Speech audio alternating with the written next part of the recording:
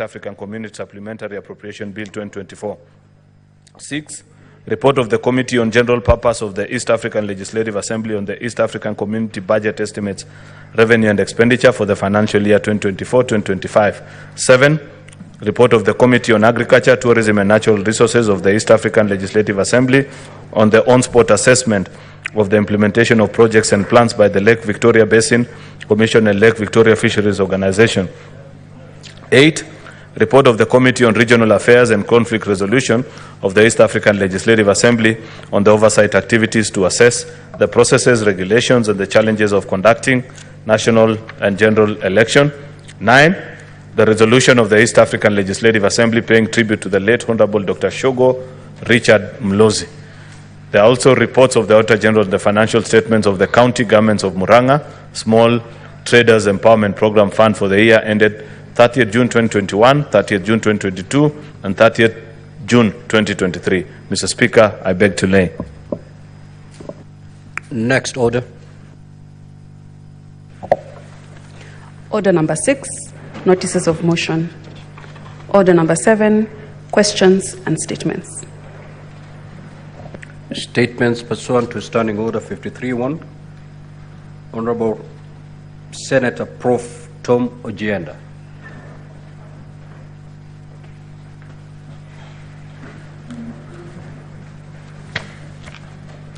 Thank you, Mr. Speaker.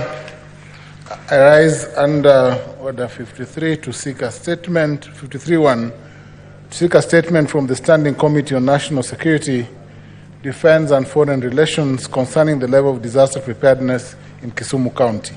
Mr. Speaker, sir, Kisumu County has been severely affected by recurrent floods, impacting over 5,000 residents in the most recent incident. The county government should prioritize disaster preparedness in its plans to safeguard the lives and property of its residents. In the statement, Mr. Speaker, the committee should, 1, provide an overview of disaster preparedness in Kisumu County, including plans, policies, and resources, verifying whether at least 2% of the budget is allocated to County Emergency Fund as per the Public Finance Management Act, and explain the utilization of such funds for the years 2017-2018 up to 2023-2024. 2, assess the existence and effectiveness of an early warning system for floods and landslides in Kisumu County, stating whether flood mitigation measures such as drainage systems, flood barriers, and dike construction have been implemented in flood-prone areas, providing a breakdown of costs incurred. Thirdly, describe how the county government coordinates with the national government, non-governmental organizations, and community-based organizations to enhance disaster preparedness and response efforts. And lastly, Mr. Speaker, sir, evaluate the technical capacity and availability of trained personnel, equipment, and emergency shelters for flood-related incidents, and clarify whether there are measures in place to address the needs of vulnerable populations, such as the elderly, children, persons with disabilities, during disasters, and state measures integrated into the County Development Plan, CDP, to reduce risk and build resilience, particularly in flood-prone areas, stating how often disaster preparedness and response plans are reviewed and updated to reflect changes due to climate change. Thank you, Mr. Speaker. Mr. Speaker, the second statement. My second statement, Mr. Speaker, sir, is on the cause of violence to traders at Kibuye Market in Kisumu County. I rise pursuant to Standing Order 53 to seek a statement from the Standing Committee on National Security, Defense and Foreign Relations regarding the cause of violence that erupted in Kibuye Market in Kisumu County. On the morning, Mr. Speaker, sir, of the 1st of July 2024, it was reported that an armed group attacked 2 men managing a market toilet in Kibuye. This incident is seen as part of a broader struggle for control over market management and toilet operations, which generate significant daily revenue. The violence resulted in fatalities, injuries, significant disruption of market activities, and local operations. In the statement, Mr. Speaker, sir, the committee should provide a detailed account of the events that led to the chaos at Kibuye Market on the 1st July 2024, stating any pre-existing tension or issues, and also indicate the number of fatalities and injuries that arose from the clashes. Secondly, provide details on the current status of investigations into the violence and confirm whether any individuals or groups have been identified and apprehended as initiators of the violence. And lastly, state the immediate actions and measures taken by the county government and security forces in response to the violence at Kibuye Market and any long-term measures in place to ensure safety of traders and customers at Kibuye Market. Thank you, Mr. Speaker. Mr. Speaker, my third statement, our fourth statement, I am a serious senator. The third statement, Mr. Speaker, sir, is on the management of the operations, is on the management framework for master operators in Kisumu County. I rise under Order 53.1 to seek a statement from the Standing Committee on Land, Environment and Natural Resources regarding the regulatory and management framework for master operators, MOs, in Kisumu County. Mr. Speaker, the Kisumu Water and Sewage Company, Kiwasco, has, through a delegated management model, contracted small-scale semi-autonomous water providers, referred to as master operators, to provide water and sanitation services to low-income areas in Kisumu City at a fair price. There have, however, been numerous concerns by residents regarding the water billing by Kiwasco as well as the MOs within this model. In the statement, Mr. Speaker, sir, the committee should explain the criteria for appointment of MOs, outlining the requisite qualifications as well as their roles and responsibilities. 2, provide a schedule of all contracted MOs, including the respective areas they serve, and disclose how the MOs calculate water bills, because this is unclear, outlining any specific guidelines and regulations put in place by the county government and or Kiwasco to ensure the bills are affordable and accurate, and that the bills process is transparent. 4th, explain how Kiwasco and MOs address grievances by customers relating to their water bills. And lastly, Mr. Speaker, sir, report on the protocols established by the county government of Kisumu to hold grievances by residents related to the billing prices at Kiwasco and MOs, providing a status update on the processing of all filed grievances since the beginning of the contract. But thank you, Mr. Speaker. Senator Lelegwe.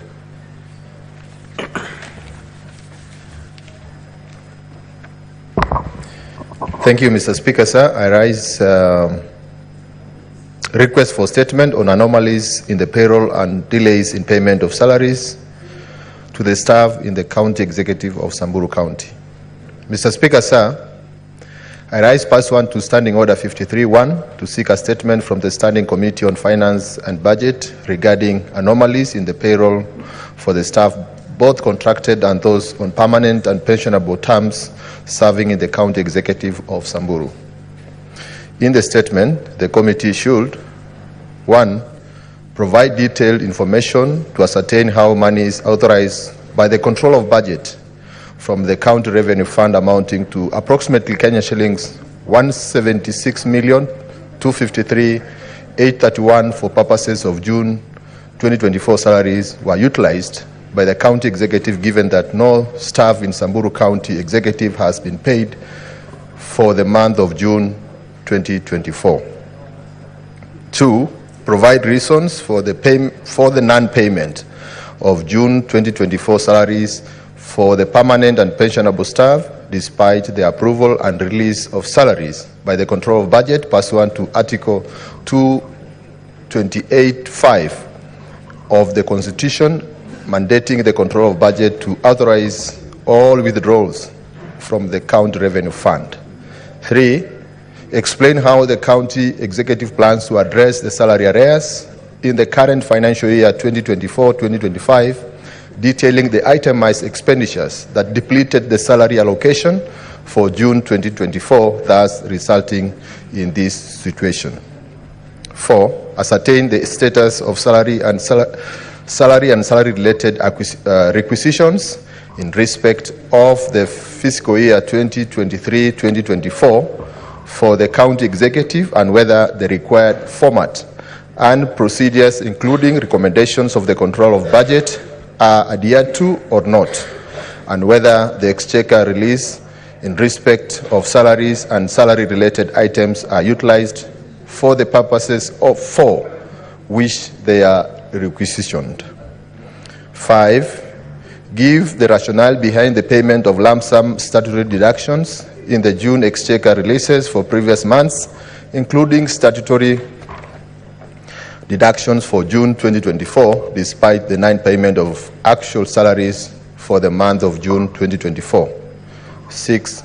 Provide a detailed statement disclosing monthly statutory deductions and status of remittances for the fiscal year 2023-2024 and reasons for non-payment and reasons for non-compliance, if any. 7. State the steps measures taken by the county government to mitigate against risks of legal suits and penalties arising from non-remittance of statutory deductions, including pension and employee obligations such as insurance covers, loan deductions, among others, withheld but not remitted on timely basis to the relevant institutions. 8. Outline plans for addressing non-compliance on timely remittance of statutory deductions such as pay, NSSF, NHIF, housing levy, pension-related deductions, explaining how the county executive intends to pay obtaining penalties arising from these delays. And lastly, provide detailed wage breakdown for the month of May 2024 in respect of all casual and contracted staff, that is the non-integrated payroll and personnel database, non-IPPD, amounting to Kenya shillings 25,756,746, stating respective beneficiary details, and also submit details amount paid per month to casuals and contracted staff in the fiscal year 2023-2024, as well as the budget estimates for the same in the current fiscal year 2024-2025. Thank you, Mr. Speaker. Senator Wakole.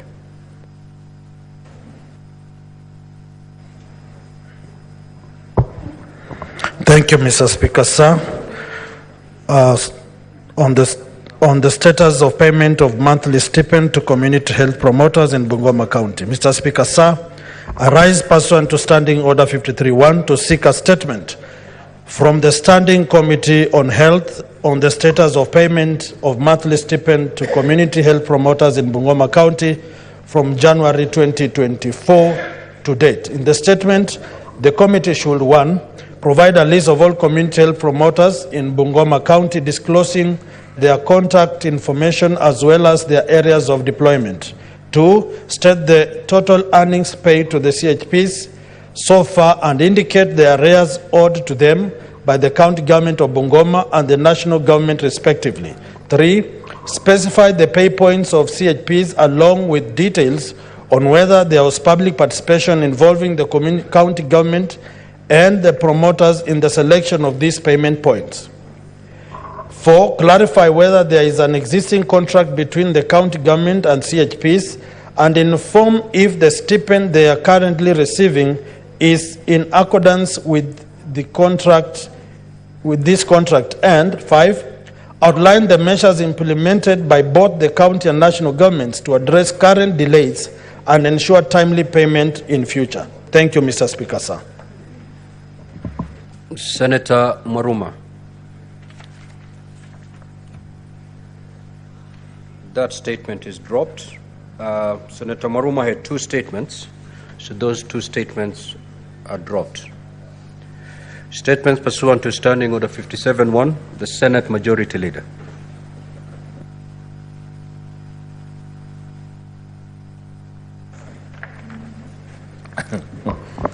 Statement, Mr. Speaker, this statement arises pursuant to Standing Order number 57-1 to hereby present the business of the Senate for the week commencing Tuesday, 23rd of July, 2024. Mr. Speaker, sir, the status of legislative business before the Senate is as follows. We have 49 bills that are pending conclusion in the Senate, of which 42 are at the second reading stage, while 7 are at the Committee of the Whole. Mr. Speaker, it is important to remind colleagues that the reason why we have these 7 bills at the Committee of the Whole is that we have not been able to raise the requisite delegations to transact that business. Therefore, I want to request the whips, Mr. Speaker, to work and ensure that we have enough delegations next week to conclude on those businesses. There are 20 motions, Mr. Speaker, which are pending conclusions. We have 21 petitions that are due for reporting by the respective standing committees, and 374 statements that are pending before the respective standing committees. 3, as indicated at order number 9 to 13 in today's order paper, we have pending business at the division stage. I request honorable senators to remain in the chamber for the voting process. Mr. Speaker, sir, the SBC will meet on Tuesday, 23rd of July 2024 to consider the business for the week. The tentative business for Tuesday will include business not concluded from today's order paper, as well as the business indicated in the notice attached to the order paper. The tentative business for Wednesday, 24th of July 2024, morning sitting will include business not concluded on Tuesday and the following. 1, which is the report of the Commonwealth Parliamentary Conference held in Accra, Ghana, report of the 147th IPU, report of Kenya delegation to extraordinary session of the Pan-African Parliament, report of the Kenyan delegation, various reports, Mr. Speaker. The business for Wednesday will include business not concluded in Tuesday and the following morning. These are the bills, Mr. Speaker, that I was referring to, that are the Committee of the Whole stage. The Tea Amendment Bill, the Gambling Control Bill, Maternal, Newborn and Child Health Bill, Meteorology Bill, the Nuts and Oils Crops Development Bill, Cancer Prevention and Control Amendment Bill, the National Construction Authority Amendment Bill. These bills are at the second stage, reading stage. The Wildlife Conservation and Management, Local Content Bill, the Cooperative Societies Amendment Bill, the Early Childhood Education Amendment Bill, the Fire and Rescue Services Professional Bill. There are motions as well that need consideration. Number 1 is the report of the Select Committee on the County Public Accounts on its consideration of the report of the Auditor General on the financial statements of Tharaka Nithi, Homa Bay, Kakamega, Kirinyaga, Makwiny, Meru, Bomet, Murang'a, Nandi, Nyamira, Nyeri, Siaya, Vihiga, Wajir, and Samburu County Executives for the financial year 2019-2020. Mr. Speaker, it is important for colleagues to note that these are important reports from the County Public Accounts Committee on the various operations of our county governments that have been considered by PAC, and therefore we need to debate and conclude. You can see that some of these reports date to as far back as 2019-2020. And therefore, we need to conclude on those matters, Mr. Speaker. There's also the report of the Select Committee on the County Public Investments and Water and Special Funds on its consideration of the audit reports for the various water service companies for the financial year 2018, 19, 19, 20, and 2021, which is addressing the challenges of power, purchase agreements, renewals, and electricity supply in Kenya.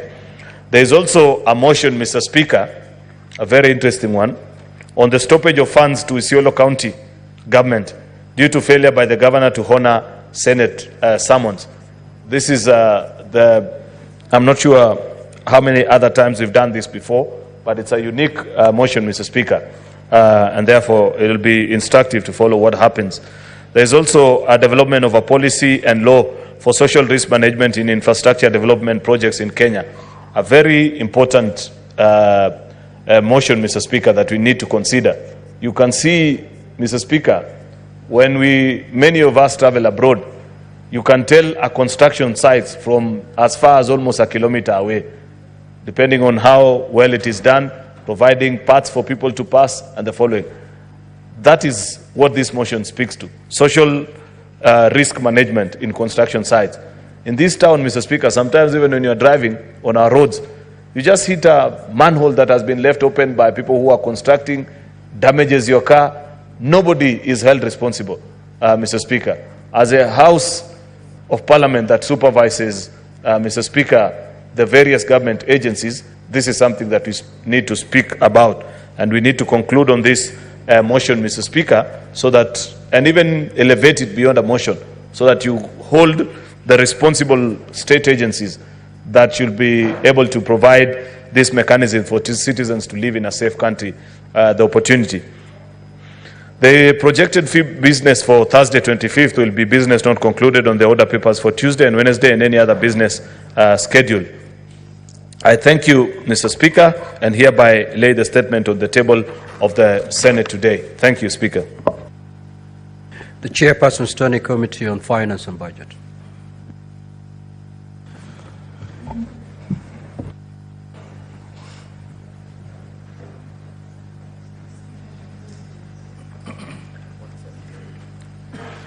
Thank you, Mr. Speaker.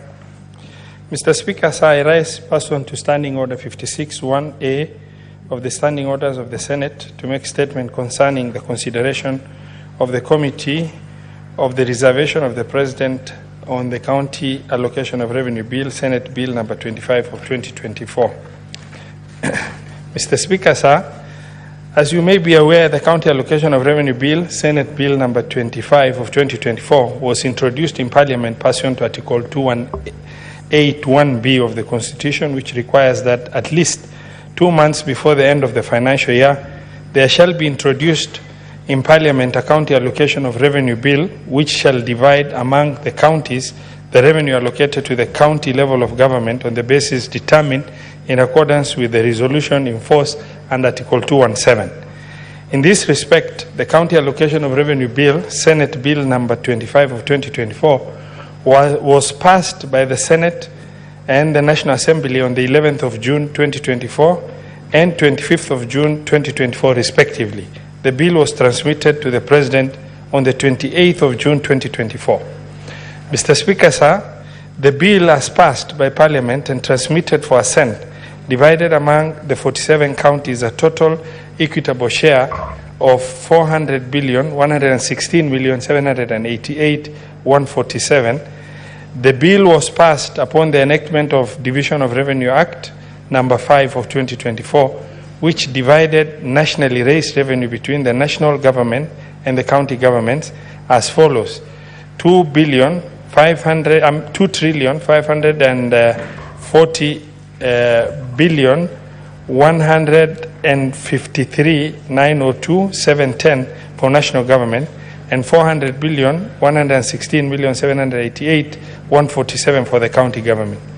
Mr. Speaker, sir, by a letter dated 10th of July 2024 and received in the Senate on the 11th of July 2024, the President, in exercise of the power under Article 115(1)b, declined to assent to the bill and referred it back to Parliament, recommending that the bill be amended by deleting the first schedule and substituting with a new schedule.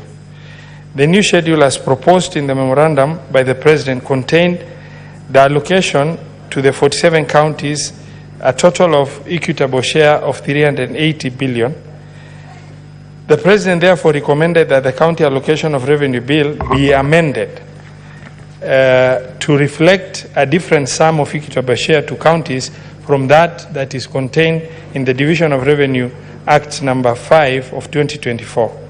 Mr. Speaker, sir, during the consideration of the memorandum, the committee noted that the President indicated that the recommendations were informed by the failure to enact the Finance Bill of 2024, which necessitated the reorganization and rationalization of the government fiscal arrangement for the financial year 2024-2025, including the County Allocation of Revenue Bill, to accommodate and the anticipated revenue reduction that would have been collected by the Finance Bill had it been enacted. Mr. Speaker, sir, the budget process in this country is premised upon the two crucial instruments under Article 218 of the Constitution. This process begins with the vertical allocation of nationally raised revenue between the two levels of government. This step is facilitated by the passage of Division of Revenue Bill, which is described by Article 218(1)A of the Constitution as a bill which divides revenue raised by the national government among the national and county levels of government.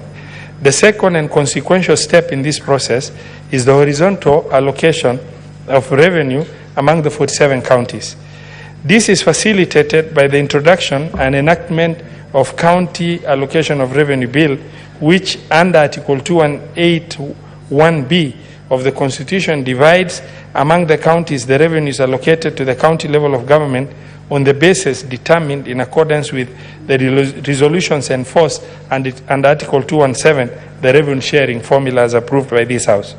Mr. Speaker, sir, the Division of Revenue Act and County Allocation of Revenue Bill are therefore inextricably linked. The latter precedes the former.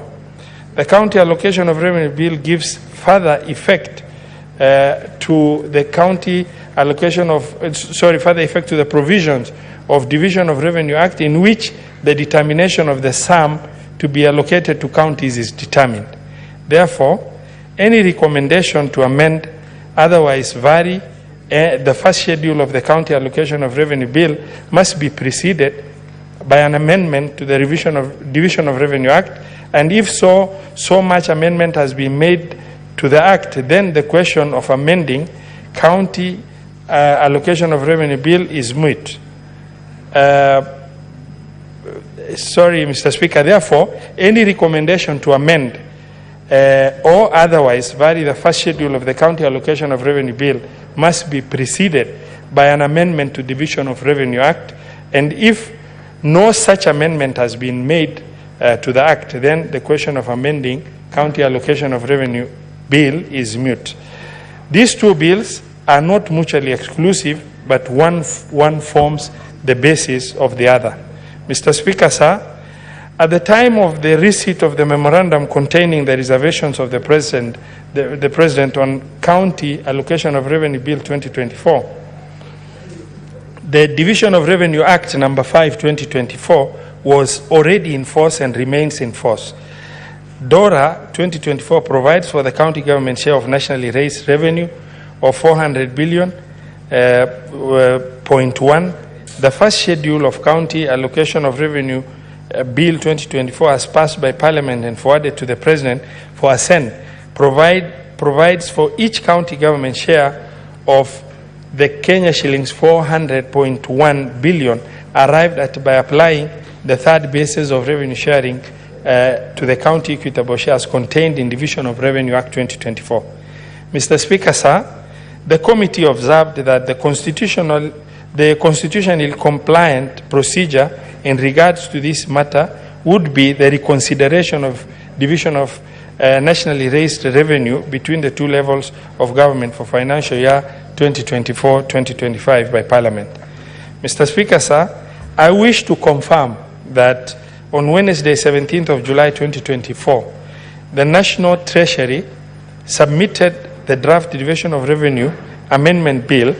The submission of this draft bill triggers the correct procedure for the reconsideration of the equitable share due to both levels of government. The committee reiterates that the processing of the reservation of the President on County Additional Allocation of Revenue Bill 2024 can only be done after the decision by Parliament on the proposed amendment to the Division of Revenue Act number 5, 2024. Thus, an alteration to the approved County Allocation of Revenue Bill, Senate Bill number 25 of 2024, can only be undertaken upon enactment of the Division of Revenue Amendment Bill 2024. I thank you, Mr. Speaker. Next order.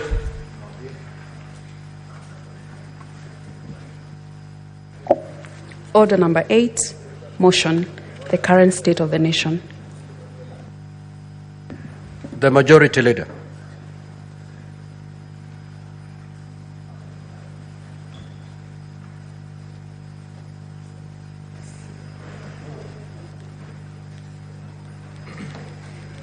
Mr. Speaker, I plead that we defer this motion like we had requested.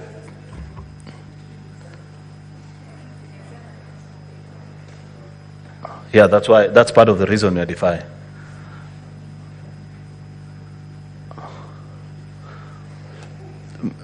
Mr. Speaker, I was waiting for Professor Anyang' Nyong'o's friend. Majority Leader, just approach the chair, please.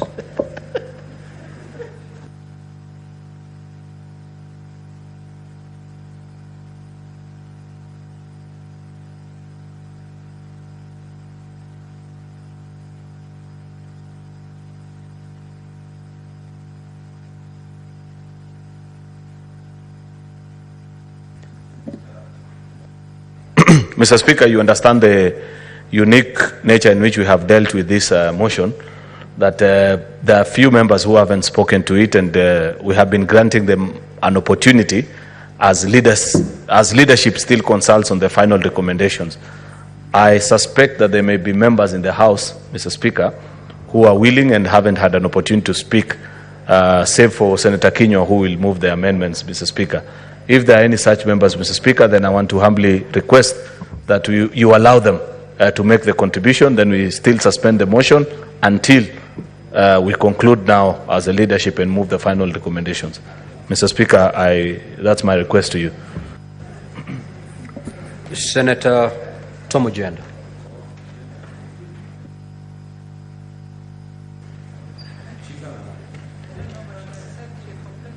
Thank you, Mr. Speaker. Mr. Speaker, I take this opportunity to contribute to the motion on the state of the nation, and coming after the contributions by the leader of majority and the leader of minority and several senators from this side of the House, Mr. Speaker, sir, I wish to reiterate that this is a time when His Excellency President Ruto, the President of the Republic of Kenya, must stand up and be counted to make Kenya what it is and to do those things, Mr. Speaker, sir, that will define this nation as a nation that belongs to all the people of this country. To define this nation, Mr. Speaker, sir, as a nation that is not just made up of two communities, that must, Mr. Speaker, sir, reflect the face of every community in this country. Mr. Speaker, it is a time for inclusivity, a time to ensure that all those in the peripheries of this nation who feel that they have been left out of the governance structure of this nation are brought into the framework that will steer this nation going forth. Mr. Speaker, a time that those groups, either the Gen Zs or other groups, however they define themselves, Mr. Speaker, sir, must be brought into governance. And, Mr. Speaker, sir, we are here to support His Excellency the President. Mr. Speaker, I have a history and I've been on record as being one of those members of Parliament who have supported and stood with government. And that, Mr. Speaker, is what I intend to continue to do. But, Mr. Speaker, with a tinker, Mr. Speaker, sir. I'm happy, Mr. Speaker, sir, that the leader of my party, the Right Honorable Raila Odinga, has seen the need, Mr. Speaker, sir, to work with government with a view, Mr. Speaker, sir, to stabilizing this government. Because this government, Mr. Speaker, sir, serves every citizen of this country. And when my good friend, the Senator from Migori, Eddie Mwok, spoke to me 3 days ago on the possibility of my party, the ODM, moving in the direction of government, I told him that that is the right thing to do. I told him that that's the right thing. I know he will, he knows that that is the right thing. And that I believe, Mr. Speaker, sir, that my party... Order, Senator Ojenda. Yes, Mr. Speaker. Senator Eddie, there is... just have a seat. Senator Ojenda, just have a seat. Before this motion was processed, the leadership sat and agreed to basic house rules. And one of those rules was that there shall be no points of order raised on any senator who is on their feet contributing to this motion. And again, I caution the senators not to abuse that particular house rule, that you be factual. And remember, we have not suspended the standing orders of this House. So you have to take responsibility for whatever you say. You have to be factual And whatever you say, you must be able to substantiate. So if you're unable to substantiate, don't go there. Don't abuse the fact that no points of orders shall be raised. So, Senator Tomo Jenda, if indeed what you're saying is factual, you may proceed. If it's not, just withdraw it and proceed to make your copy. Mr. Speaker, I will proceed, and because Senator Eddie will have a chance to speak, I will drop it so that I move in a more structured manner. Mr. Speaker, it is not in doubt, Mr. Speaker, sir, that our party leader, the Right Honorable Raila Odinga, has seen the need, the greater interest of this country as overriding momentary interests or momentary party interests. And I thank him, Mr. Speaker, sir. Because, Mr. Speaker, sir, this is a time to focus. This is a time to bring a people together. It is a time to quell the near violence that we have seen in this country. It is a time to bring all levels of government together, Mr. Speaker, sir. Because, Mr. Speaker, sir, what we witnessed on the day that the youth broke into Parliament is something that has never been witnessed in the history of this country. And we do not want to get to that low again. Mr. Speaker, sir, on that fateful day, not only was Parliament attacked, but the Supreme Court was also attacked. The county of Nairobi, the bastion or representing devolved power, was also attacked, Mr. Speaker, sir. This country must pull together. And to pull together, Mr. Speaker, sir, there must be a beginning. Political parties must ignore momentary political interests and sacrifice those momentary political interests for the bigger interests of this nation. Mr. Speaker, sir, today I rise as one of those last senators to be counted on this question. And my word is, Mr. Speaker, sir, that I stand for transformation. I stand for change. I want to see a country that is united. I want to see a country that is progressive. I want to see a country, Mr. Speaker, sir, that speaks in one voice. I want to see a country that knows peace and not conflict. And I pray, Mr. Speaker, sir, that we shall remember that when we were at our lowest, political parties came together and built a front that ended the near conflict, the near doom, and the near law that this country faced. Thank you, Mr. Speaker. Now, with that, we'll defer the motion. Clerk, call the next order, please. Order number 9, motion. Report of the Select Committee on Delegated Legislation on its consideration of the Social Health Insurance General Regulations 2024 and the Social Health Insurance Tribunal Procedure Rules 2024, Division. The motion is deferred. The Houses of Parliament Bicameral Relations Bill, National Assembly Bills number 44 of 2023, Division. The motion is deferred. That order, rather, is deferred. Order number 11, the Public Finance Management Amendment Bill, Senate Bills number 40 of 2023, Division. That order is also deferred. Next order. Order number 12, the Street Vendors Protection of Livelihood Bill, Senate Bills number 41 of 2023, Division. That order is deferred. Next order. Order number 13, the Law of Succession Amendment Bill, Senate Bills number 20 of 2023, Division. That order is deferred. Next order. Order number 14, the Constitution of Kenya Amendment number 2 Bill, Senate Bills number 52 of 2023, second reading.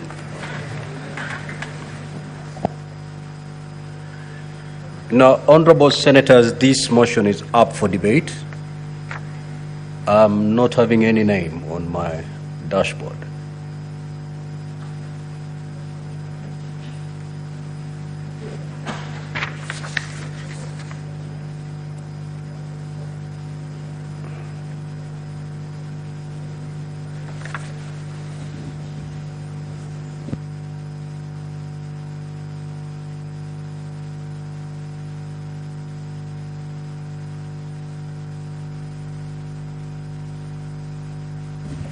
And the mover is not present also to reply, so we'll defer that order. Next order.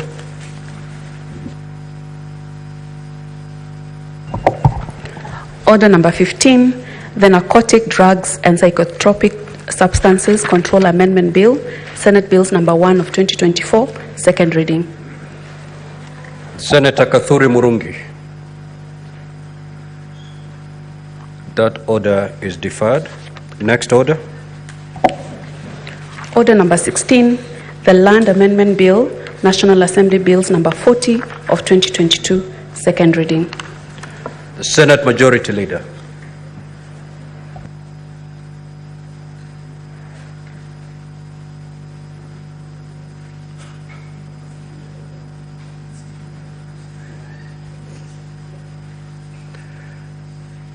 That order is deferred. Next order. Order number 17, the County Oversight and Accountability Bill, Senate Bills number 3 of 2024, second reading. Senator Ledama Olekina. That order is deferred. Next order. Order number 18, the County Civic Education Bill, Senate Bills number 4 of 2024, second reading. Senator S.C. Okenyuri.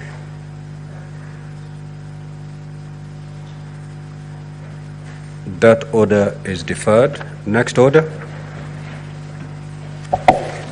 Order number 19, the County Statistics Bill, Senate Bills number 5 of 2024, second reading.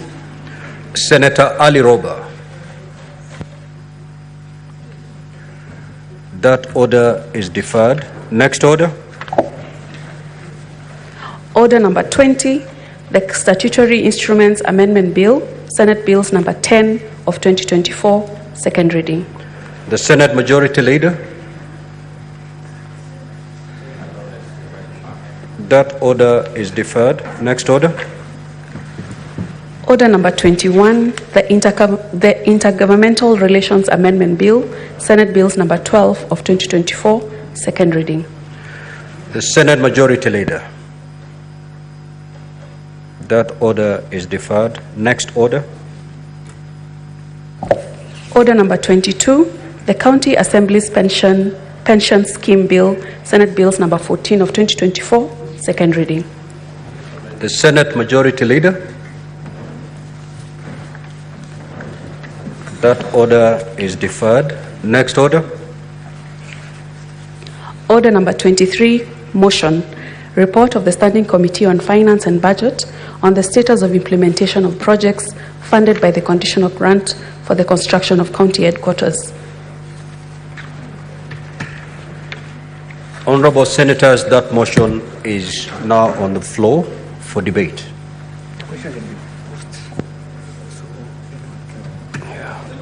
Who is the mover?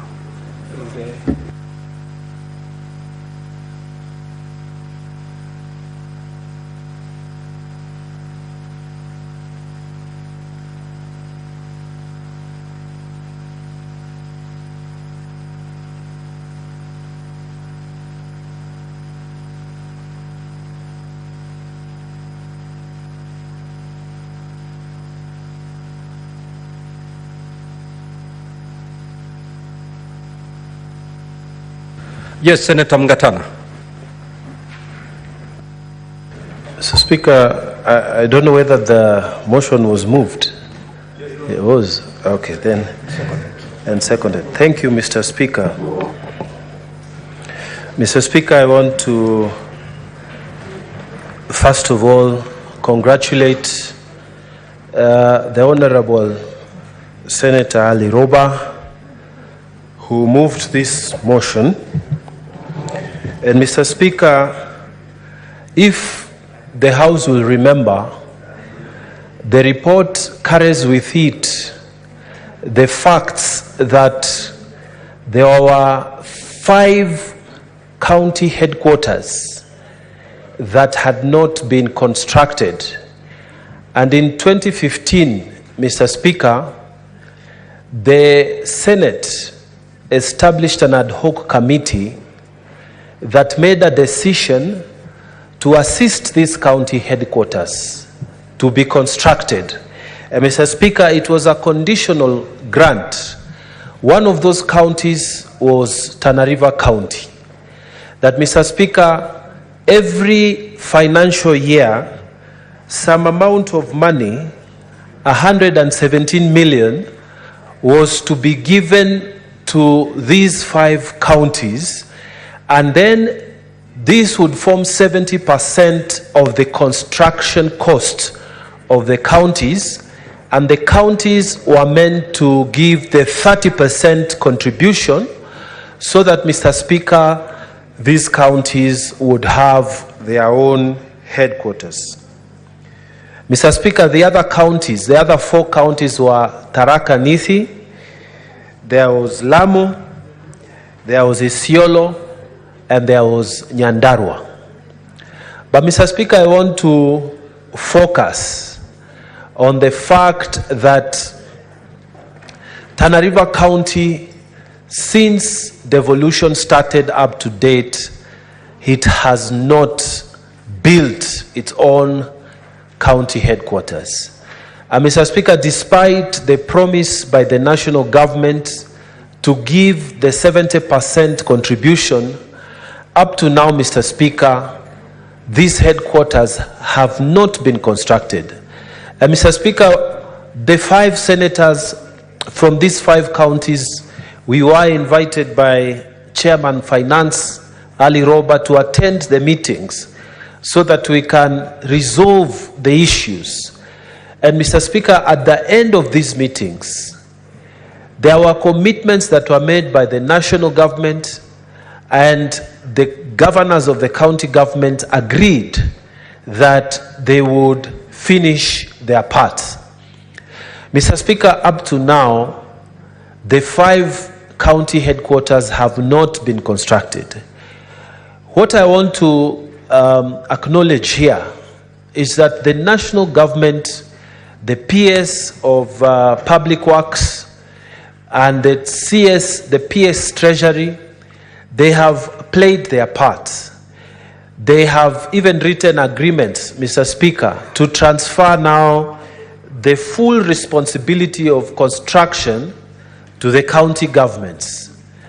And now the issue of having issues about who is in charge of the actual construction of the projects has been finalized. Mr. Speaker, I really wanted to take this opportunity to thank the Senate Finance Committee because of the leadership it has shown in this matter. Mr. Speaker, in Tana River County, for example, Mr. Speaker, you visit other counties and you see the beautiful county headquarters. You visit other governors and you see truly some counties have beautiful executive offices of their governors where important discussions are done, and even potential donors, potential partners, potential economic investors in the counties, they go and they have confidence that they are dealing with the right people. But when you come to our county, Mr. Speaker, since devolution started, it has not been possible to also enjoy the facilities of our county headquarters. So, Mr. Speaker, I am grateful to the Senate Finance Committee for the work they have done, for the leadership they have taken, calling all the 5 governors, calling the Treasury people, calling the Public Accounts Committee together to a table to agree on what needs to be done to solve the issues of county headquarters once and for all. Mr. Speaker, I really am grateful that we have been able, as a Senate, to offer leadership through the Senate Finance Committee. And so I thank the Senate Finance Committee, and my prayer is that now the implementers, who are the county governors, will be able to take it from where we left it, and they will be able to construct this building. And the monies that were promised by Treasury, that they will release those funds in good time, Mr. Speaker. I pray that those funds will be released so that we can enjoy the facilities of good county governments for the 5 counties that did not have county executive offices for their county governors. So, Mr. Speaker, mine is to urge the contractors who by now I believe must have received their monies to finish the work on time.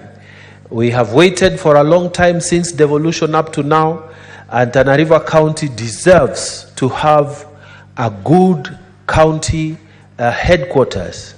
Isiolo County, Tharaka Nithi County, Lamu County, as well as Nyandarua counties.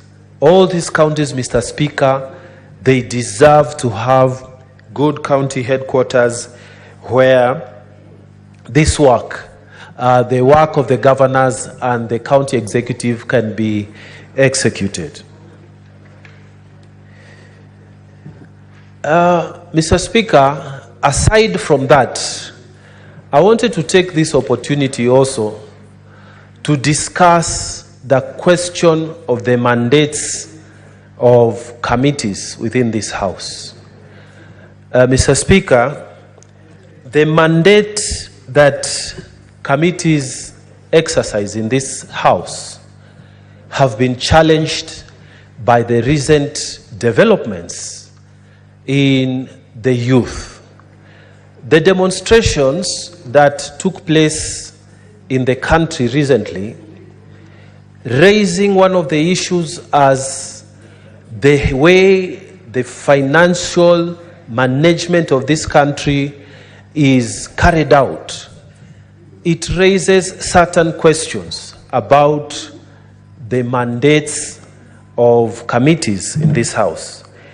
Mr. Speaker, if you look at this report by Senator Roba, our very able chairman, it states, like all committees, that the mandate of the Committee of Finance is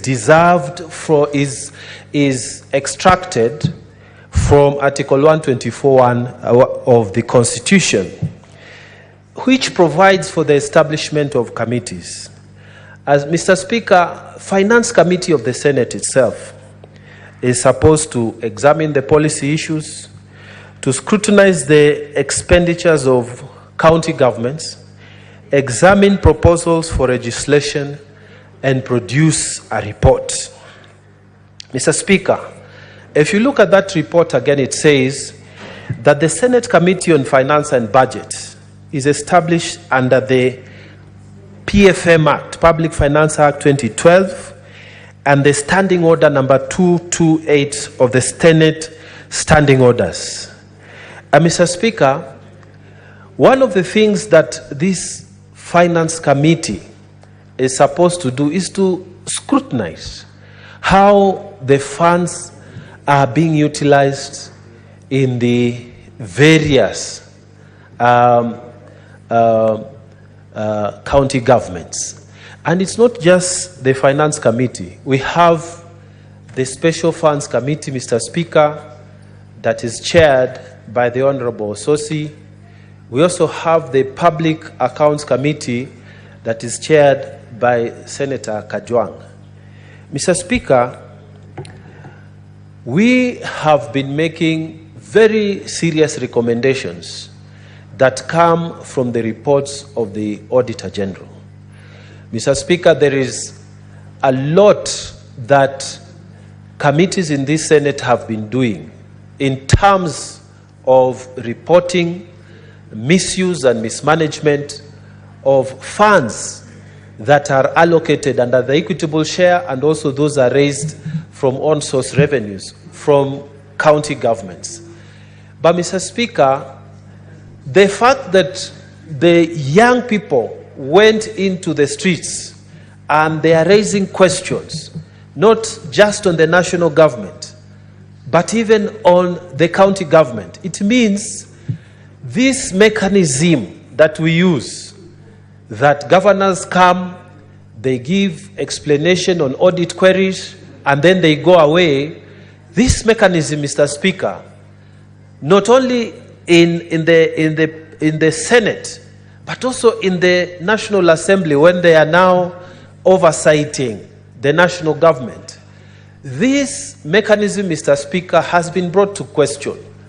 That, Mr. Speaker, our own chairman of a public accounts committee of the Senate declares a whole county that this office is a criminal, it's an area, it's a crime scene, Mr. Speaker, and it needs investigation. But then we leave it there. So our people have been seeing these things on television, Mr. Speaker. They have seen governors not being able to explain themselves.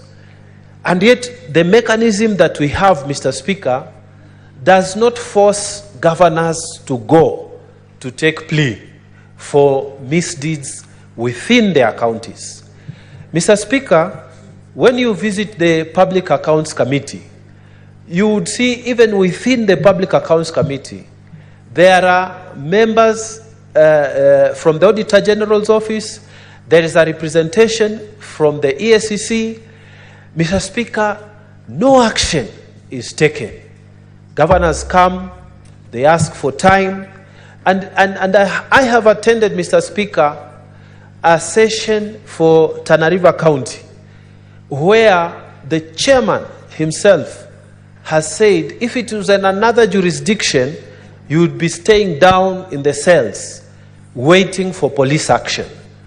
But Mr. Speaker, in our jurisdiction, in our system of oversight, the governors come, they explain themselves, they are given more time, they come again, they explain themselves, they are given more time. And Mr. Speaker, the Auditor General now is even a very frustrated person.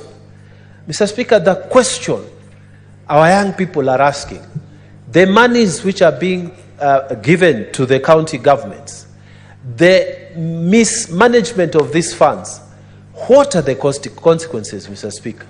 This, Mr. Speaker, is a question that we need to look at as Senate.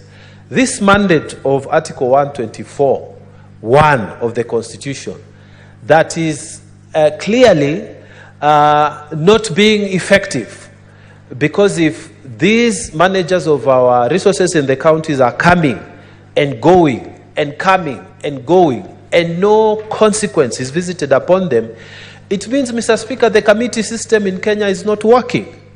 And we need to relook at this committee system to see if it is actually oversighting the county governors, to see if actually there are any consequences, Mr. Speaker, or misuse of county government funds. Mr. Speaker, if you look at the Auditor General's report, you will see that some county governments have over 300 accounts. My own county, Mr. Speaker, 34 accounts. Other counties that have been mentioned, 200 accounts, 100 accounts, more than. And Mr. Speaker, against the rules of the Public Finance Management Act, and yet no consequences. You write to the relevant authorities, no consequences. Mr. Speaker, this country, through the demonstrations that have taken place, are asking for a new culture. Either, Mr. Speaker, we give directions, because corruption is not going to be done to be solved by the president. Corruption is going to be solved by all the arms of government playing their roles. If the committees of this House, Mr. Speaker, are giving direction that this is a crime scene, that this governor needs to be arrested and charged, you have ESCC sitting there, you have representation from the Auditor General, and nothing happens. Mr. Speaker, we need to take the opportunity, like the President took the opportunity to start wiping off. He dealt with his cabinet. We need also to have a retrospect, Mr. Speaker. Are these committee systems working? Do we need to also change our laws? Do we need to make our teeth bite, Mr. Speaker? What else can we do? Because our committees, Mr. Speaker, even governors refuse to come, some of them, and nothing happens to them. We just put the fine of the normal fine of $500 million. They come and pay, they apologize, and they go away. We say that this money has been mismanaged. They come, they explain, they go away. Mr. Speaker, the committee system must be made to work. The committee system must actually be made to work. And it is time, just like the executive has taken action to create a system that is more accountable. Even us, Mr. Speaker, in this House, we can take the opportunity because the public is asking for answers. When systems fail, it's when the public goes out and, because there's no leadership now. When they see even members of parliament, Mr. Speaker, they have audit queries and there's nothing that happens to them, Mr. Speaker. Our people are also asking, apart from the executive taking action from these demonstrations from our youth, we also need to look introspectively into ourselves. We look into these committee systems. What do we need to do to strengthen them so that people who are managing public funds, Mr. Speaker, can face consequences when things are not being handled as per the expectations of the public? Mr. Speaker, otherwise, I beg to support this report and thank very much the Finance Committee for the work they have done. Thank you, Mr. Speaker. Senator Methu. Thank you very much, Honorable Speaker. I also rise to support this report of the Finance Committee on the status of the implementation of projects that were funded by conditional grant for the construction of county headquarters. Honorable Speaker, one of the counties that were beneficiary of this conditional grant was my county, Nyandarua County, and the reason why this was mooted in this House, Honorable Speaker, was to address the iniquity that met 5 of the counties that have been mentioned here: Lamu, Isiolo, Tana River, Nyandarua, and I think one more county, Honorable Speaker, which after the hiving off and after counties came by, Honorable Speaker, either their old district headquarters were taken to other places, or they never enjoyed to have been headquarters of former provinces, Honorable Speaker. One of these cases, Honorable Speaker, was Nyandarua County, whose old district headquarters were in Nyahururu, Honorable Speaker. In the new dispensation of the counties, Honorable Speaker, Nyahururu became part of Laikipia, and then we were then forced to go to a new county headquarters, or Kalau, which didn't have government facilities, Honorable Speaker. However, just as it has been correctly noted by the Committee on Finance, Honorable Speaker, these projects and this idea, very, very brilliant idea that was mooted in 2017, has taken inordinately long to have it implemented or to have it come to fruition, Honorable Speaker. Some of the projects that we are speaking about, and in the case for Nyandarua, Honorable Speaker, the contract for the establishment of the county headquarters was signed in March of 2020.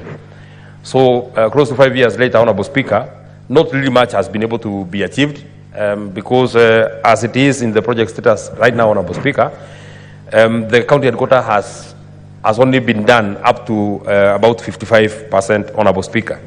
And there are 2 things to it, Honorable Speaker. You know, this project was to be jointly undertaken by the county government and the national government, Honorable Speaker.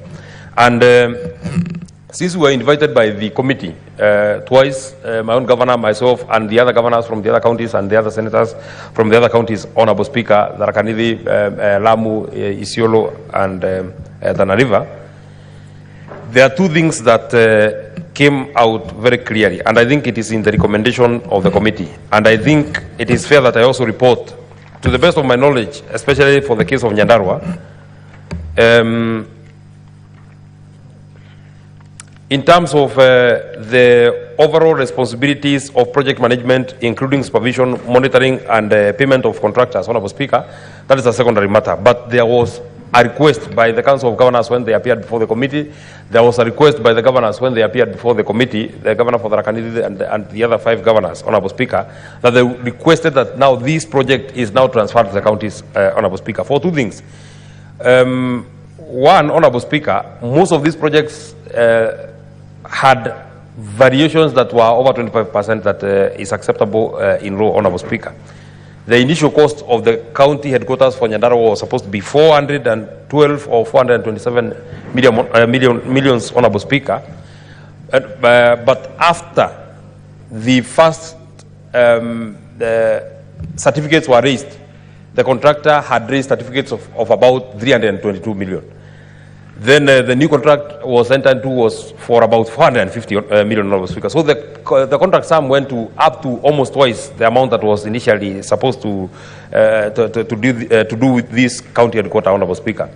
And it is at this point then, Honorable Speaker, we must also speak about standardization, because even though the cost of construction in different places is different, Honorable Speaker, it sometimes becomes very alarming of the reason why a county headquarter in or a governor's resident in Mandera, Honorable Speaker, should cost 252 million, and a governor's resident in Kericho is costing 60 million. I mean, a governor is a governor, Honorable Speaker. The kind of facility that the governor for Kilifi, the governor for Mombasa, the governor for Nairobi requires is the same kind of facility that the governor for Isiolo also requires to run, Honorable Speaker. There was a request, and there is a recommendation that I did support, Honorable Speaker, that the intergovernmental arrangements framework for the implementation of the project should be revised to ensure that to ensure expeditious completion of the projects, Honorable Speaker. If this idea first came to the Senate in 2017, Honorable Speaker, we are now 7 years into the implementation of the project. If the projects have only been done 55%, the people are not getting as much utility as they should from getting a county headquarters, Honorable Speaker. I would want to conceptualize it this way, Honorable Speaker, that in the case for Nyandarua, the county assembly of Nyandarua was conceived after the county headquarters. The county assembly is now complete, has been in use for the last about 3 years. The county assembly office block was conceptualized after the county assembly, after the county government headquarters, Honorable Speaker. The county assembly office block, which is also a very big building in Olokala, Honorable Speaker, is complete, but the county government headquarters are still not complete. The land registry in Olokala, Honorable Speaker, was mooted way after the county headquarters. It was launched way after the county headquarters, Honorable Speaker. But as it is now, the land registry in Olokala is complete, but the county government headquarters are not complete, Honorable Speaker. The judiciary in Olokala, Honorable Speaker, I'm happy to inform you that now in Olokala we have a magistrate and we have a high court in Olokala, Honorable Speaker. The building for that particular judiciary building, Honorable Speaker, started way after the county headquarters. But the judiciary is complete, it is in use, but the county headquarters is yet to be in use, Honorable Speaker. So this completion of this county headquarters must be expeditious. And now that this project has been handed over to the county government, especially in the case of Nyandarua, because I saw the governor with the PS for Treasury and the team from the Treasury, Honorable Speaker, midwifing the handover from the national government to the county government. I now want to wish that now this matter becomes now a matter of the past. If the money that remains, because out of the money that we are supposed to get from the national government in the 2022-2023 budget, only about 800 million had been released out of the money that the national government had committed of 1.8 billion, Honorable Speaker. I am not so certain how much was able to be absorbed in the 2023-2024 budget, Honorable Speaker. But if there are monies that are remaining in the national government, I think it is high time that we now ensure we send this money. And in this regard, Honorable Speaker, it is for this reason why I feel that even as we deal with the matters that we speak about, cutting our budgets, dealing with matters on austerity, if there are monies that we as a house must really try and protect, are the monies that are supposed to go to devolution, Honorable Speaker. Because even though the finance bill did not see the light of the day, Honorable Speaker, it does not mean that we cannot be able to collect as much as we collected last year. The minimum that we can get is what we got last year. We cannot go lower to what we got last year, Honorable Speaker, in terms of the monies that we are sending to the counties. If anything, Honorable Speaker, even revenues have expanded. The revenues that we are collecting this year are not the same revenues that we collected last year. So if our revenues are expanding, if the budget of the national government is expanding, Honorable Speaker, we must also expand the budget of the counties. You know, Honorable Speaker, we were being told that national government has a big burden, which I actually agree, because we need to absorb JSS teachers, Honorable Speaker. We need to ensure that we take care of our doctors, Honorable Speaker. But we cannot forget that even as we absorb JSS teachers, Honorable Speaker, there is the plight of ECD teachers that are in our counties, Honorable Speaker, who are earning a meager 8,000, Honorable Speaker. If we cannot send enough money to ensure that we help governors so that they can have the ECD teachers put in a very good contract so that they can be able to enjoy the fruits of their labor, Honorable Speaker, we shall have done a disservice to our counties. That I know will be a substantive motion that we shall deliberate on, Honorable Speaker, on the money that we are supposed to send to the counties. But I actually feel, Honorable Speaker, that even in the budgets of the county governments, because there was a share that was supposed to be contributed by the county governments, Honorable Speaker, even as we cry about the much that we want to push from the national budget, the monies that are supposed to have been appropriated by the county governments themselves, Honorable Speaker, there should not be an issue on expending that money, Honorable Speaker. They should be able to have budgeted in this budget of 2024-2025, Honorable Speaker, so that at least we remain with the bit that now remains with the national government, Honorable Speaker.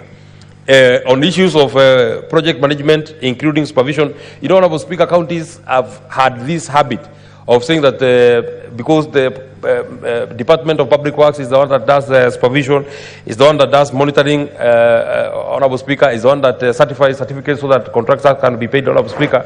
They want to use this as a reason for the inordinate delays in one, payment of contractors, and in two, certification of the works done, Honorable Speaker.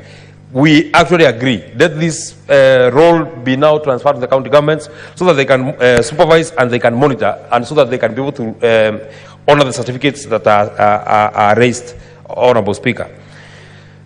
Finally,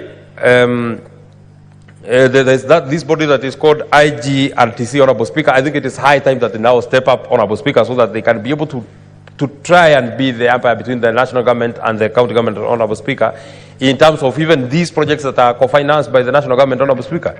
In most of our counties, and you know, Honorable Speaker, it was part of the dreams, it was part of the manifesto of this particular administration, Honorable Speaker, to ensure that we have an industrial and aggregation park, county industrial and county aggregation and industrial park, CAIP, in every county, Honorable Speaker, in every of our 47 counties, Honorable Speaker. The financing of this particular county aggregation and industrial park was supposed to be 50-50, Honorable Speaker. The national government was supposed to give 250, the county governments were supposed to give 250, Honorable Speaker. In most of the counties, you ask the senators here, even those ones that these projects have been launched, Honorable Speaker, you find that counties either do not have the money, have not put the money, or the national government have not put the money, Honorable Speaker. You know, there's a second program from the national government that has been very successful on the community health promoters, and you know we dealt with this bill when we were in Turkana, Honorable Speaker.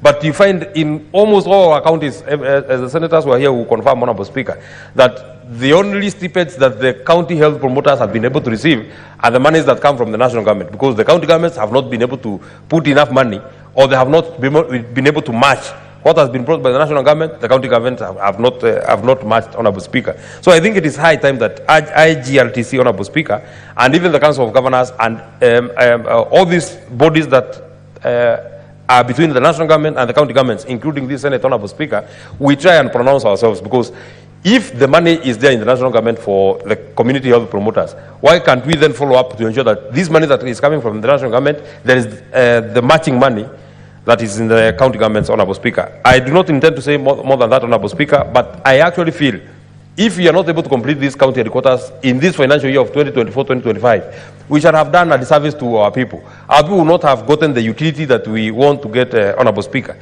It is not fair that even in some of the counties that county governors continue hiring offices that they can operate from, Honorable Speaker. I know in the case of Nyandarua, I know there are still offices that are hired from private, Honorable Speaker.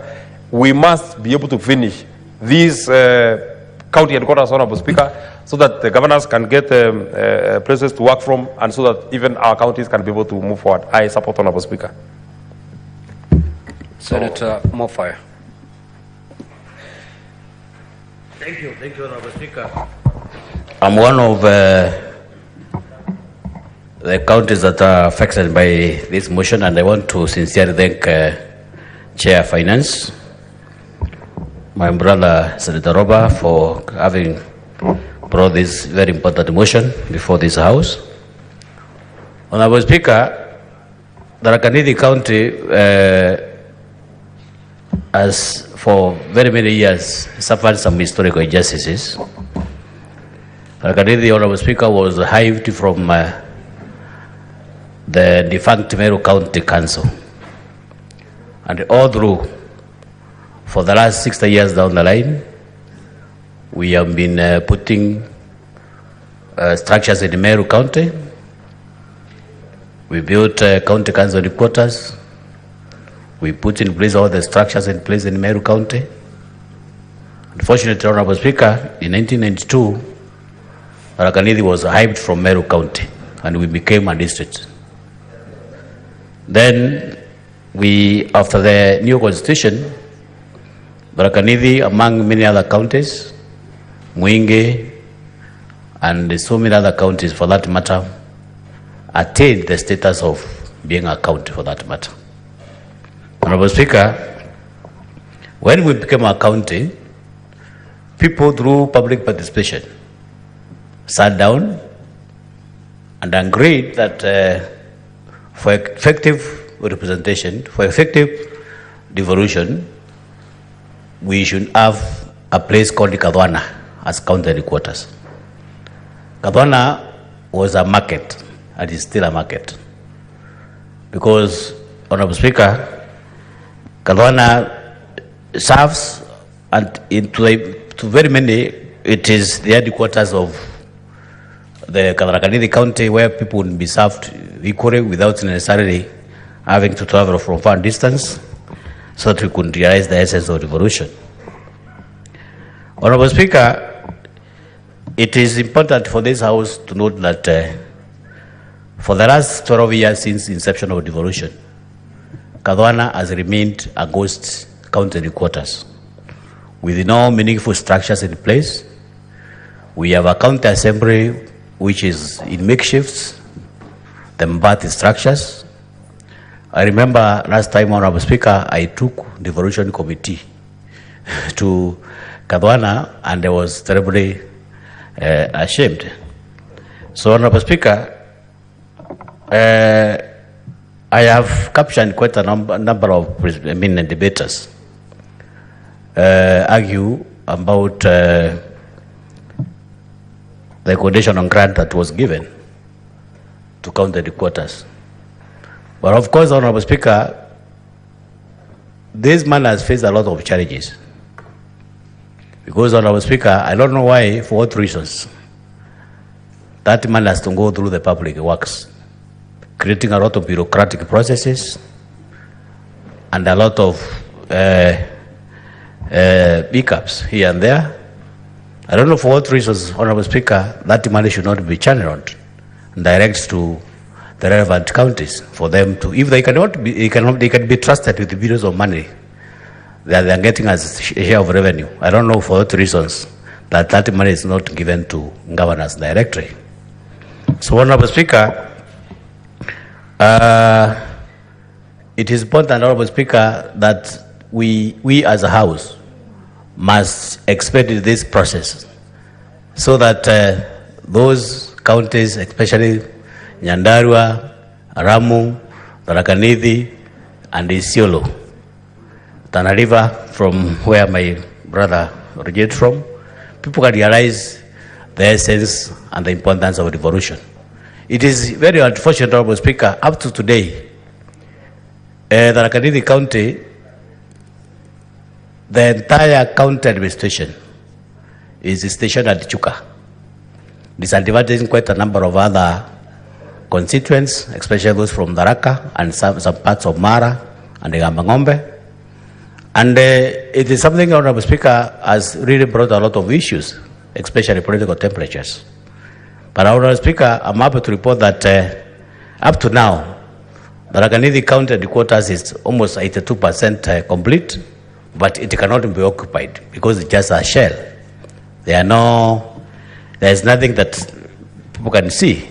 So, Honorable Speaker, I'm happy with the Chair of Finance because this motion is going to capture a lot of sentiments, a lot of feelings for the people. And I'm happy, Honorable Speaker, that as Honorable Medwa just mentioned, it is important that we expedite this matter and finalize this process in this year, 2024-25 financial year, so that we can have the importance of devolution in place and people can enjoy the services that they require in their respective counties. Because, Honorable Speaker, it is shameful. 12 years down the line, we do not have structures in place in terms of county headquarters in those relevant counties. And that is the essence, Honorable Speaker. It is one way of saying that people, especially the women, the entities that are concerned, do not have any value for devolution. Because the essence of county headquarters, Honorable Speaker, is for people to get services.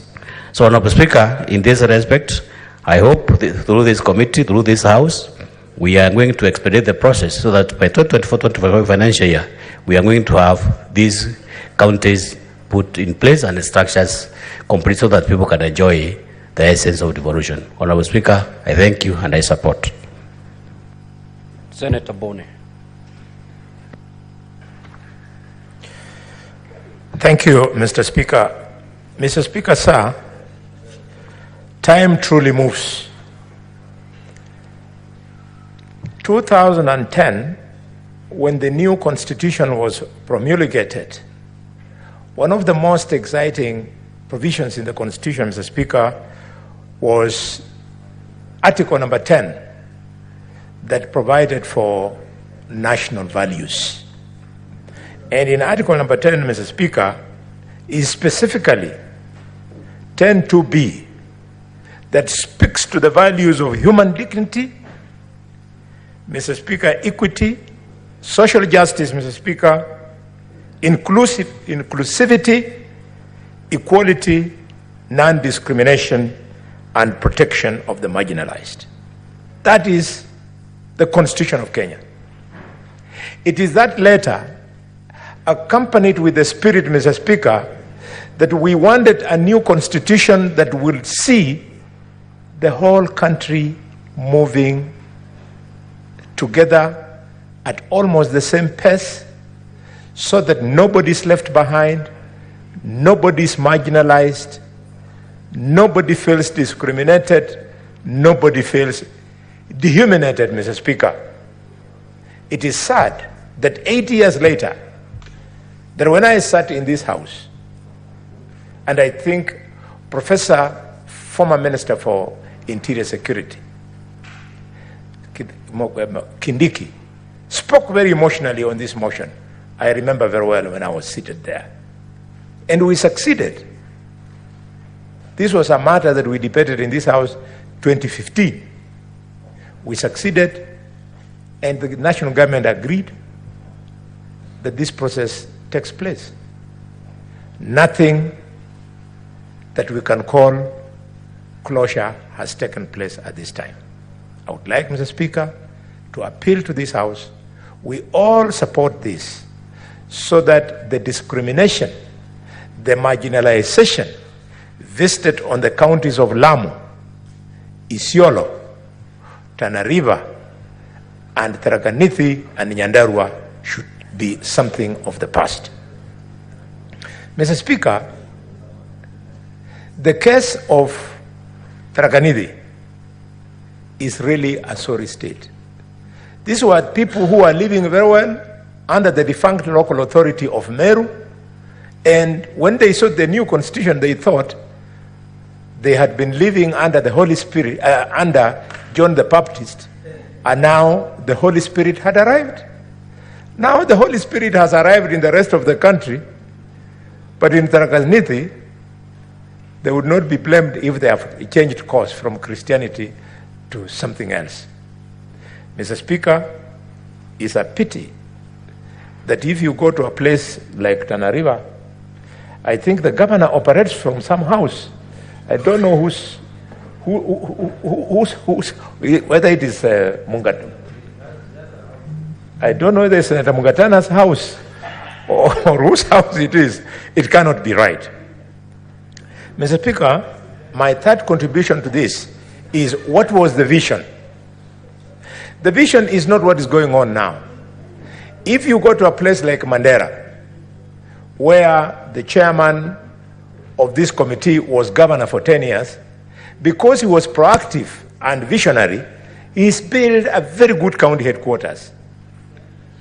Mr. Speaker, if you go to other counties, like Kakamega, they have built something that looks like a county headquarters, not a county headquarters. The original spirit was, Mr. Speaker, that we standardize what a model county headquarters would be, a model county assembly would be, a model of governor's residence would be, and so on and so forth. But now, because we didn't do that, we've opened the floodgates for some unscrupulous governors to sink millions of shillings, in fact, hundreds of millions of shillings, into structures that were not too clear whether they would have met the original specification of what we wanted for county headquarters. I remember, Mr. Speaker, at the time we were in this house, after we promulgated the new constitution, architectural designs of the county headquarters for the executive were tabled on this floor, for the speakers of county assembly, and so on. We've lost it there, and because we can't keep on bemoaning, let's go ahead and allow these counties to conclude their projects. Mr. Speaker, if we have failed on this intergovernmental initiative, the first big one was this one, that has taken a whooping 8 to 9 years, then I am very worried about the 500 million that we have committed for the county aggregation industrial parks. If we are not too careful, again, 10 years from now, we will be bemoaning in this house that we started a project which has become a white elephant. Mr. Speaker, I want to conclude by speaking to the case of Kakamega County. Kakamega County is not only the third most populous county in Kenya, but it is also, Mr. Speaker, the second largest county in Kenya. Mr. Speaker, it's a pity that 12 years after devolution, there is no county assembly in Kakamega. I had an opportunity of taking my colleagues to Kakamega, led by Chairman Ali Roba. And Ali Roba, knowing the good work he did in Mandera, he was ashamed to walk in the county headquarters of Kakamega. I call upon the current governor of Kakamega to pull up his socks, the current speaker of Kakamega, Mr. Namathi, to pull up his socks so that a new modern county assembly is constructed in Kakamega. And what is more, I want to urge the governor of Kakamega to desist from the temptation of the corruption that goes around renting county offices. Mr. Speaker, the county government of Kakamega pays rent in excess of 71 million shillings just for renting offices. And yet already at Mudiri, the former Mudiri estate in Kakamega, People have been evacuated. The governor said that his first project would be construction of the county headquarters. It is now 2 years. We're starting to wonder whether the governor will actually exit in 2027 when he has constructed or not. I want to urge him, this should be a priority so that the people of Kakamega do not keep on losing millions of shillings in paying for rent to offices of private people who have no interest in devolution, who are sitting there hoping that the governor fails in construction so that they continue collecting money. Mr. Speaker, Madam Speaker, the matter is so crucial to the people of Kakamega that when the Gen Z came out into the streets of Kakamega, they went straight to those private offices. They didn't want to have them there and stoned them flat and banned county vehicles that were parked outside those rented premises. The youth were saying, Madam Speaker, that money is being wasted, the headquarters should be constructed. With those many remarks, Madam Speaker, I want to end my contribution by paying my condolences to the family of Caroline Shiramba, who was shot during the Gen Z demonstrations in Kakamega. And Madam Speaker, it is pathetic that the officer who shot Shiramba in broad daylight was an officer attached to the governor of Kakamega. We know his identity, we know his face, we know his name. We want to urge the governor to surrender this security officer to the nearest police station so that the people of Ekolomani who buried Shiramba over the weekend can see an element of justice. I thank you, Chair. Thank you, Senator. Majority Leader. Senator Medhu, you should not distract the Majority Leader. You know, Mr. Speaker, Madam Speaker, you know, when this motion first came to this House, the people of Nyandarua had sent a very serious man to this House, Engineer Murugi Karue. I don't want to say more than that, but Mr. Speaker, of their choices they have made since then. Mr. Speaker, Madam Speaker, sorry, I rise to support this very important motion. One of the very insightful decisions that the Senate has made over the years in the course of our duty as representatives of counties and their county governments and their interest, the decision to bequeath the people of Isiolo, Lamu, Nyandarua, and the two other, Tana River and Tharaka Nithi, with county headquarters, Mr. Speaker, was a wise decision by this House. It was made after a very deep, heated debate. I was a member of Budget and Finance Committee, Madam Speaker, at that time, and it was extremely difficult to convince the 47 delegations of this House why out of the shareable revenue to county governments that we set aside some funds for 5 counties only. In fact, I remember that afternoon very well, the same way Senator Boni Halwale is speaking to, that many speakers argued and insisted and said, this is a dangerous precedent that we are saying, that we are setting, because how will we justify to the people that we represent in this House that besides setting aside funds for our own use as a people, we have agreed to set out 600+ million to 5 counties to build their county headquarters. I'm glad that wisdom prevailed that afternoon. And since then, Mr. Speaker, these counties have gone on to put on headquarters. It is unfortunate, though, Madam Speaker, that years later, we are here back with a report and we are yet to reap the fruits of that particular decision. Unknown to many, Madam Speaker, this decision was quite Solomonic. And in fact, this was the first conditional grant. It is after this decision that subsequently the Senate now introduced the concept of conditional grants that we have now since had on many other projects and the things that are being done. Therefore, Madam Speaker, I go on to the first point that that I wish to point out on this particular debate. And it's good because Senator Robert, the chairperson of this committee, is in the House and is listening. I wish that we could get a similar report of projects that have been carried out under subsequent conditional grants, county-specific, on what has been done, Madam Speaker. Because, you know, just the same way, 8 years down the line, we are here discussing county headquarters and the fact that billions of money has gone on to build these headquarters, but the people of these 5 counties have never enjoyed those services, Madam Speaker. We need to make a firm decision whether this concept, as we thought of at that particular time, works or it doesn't.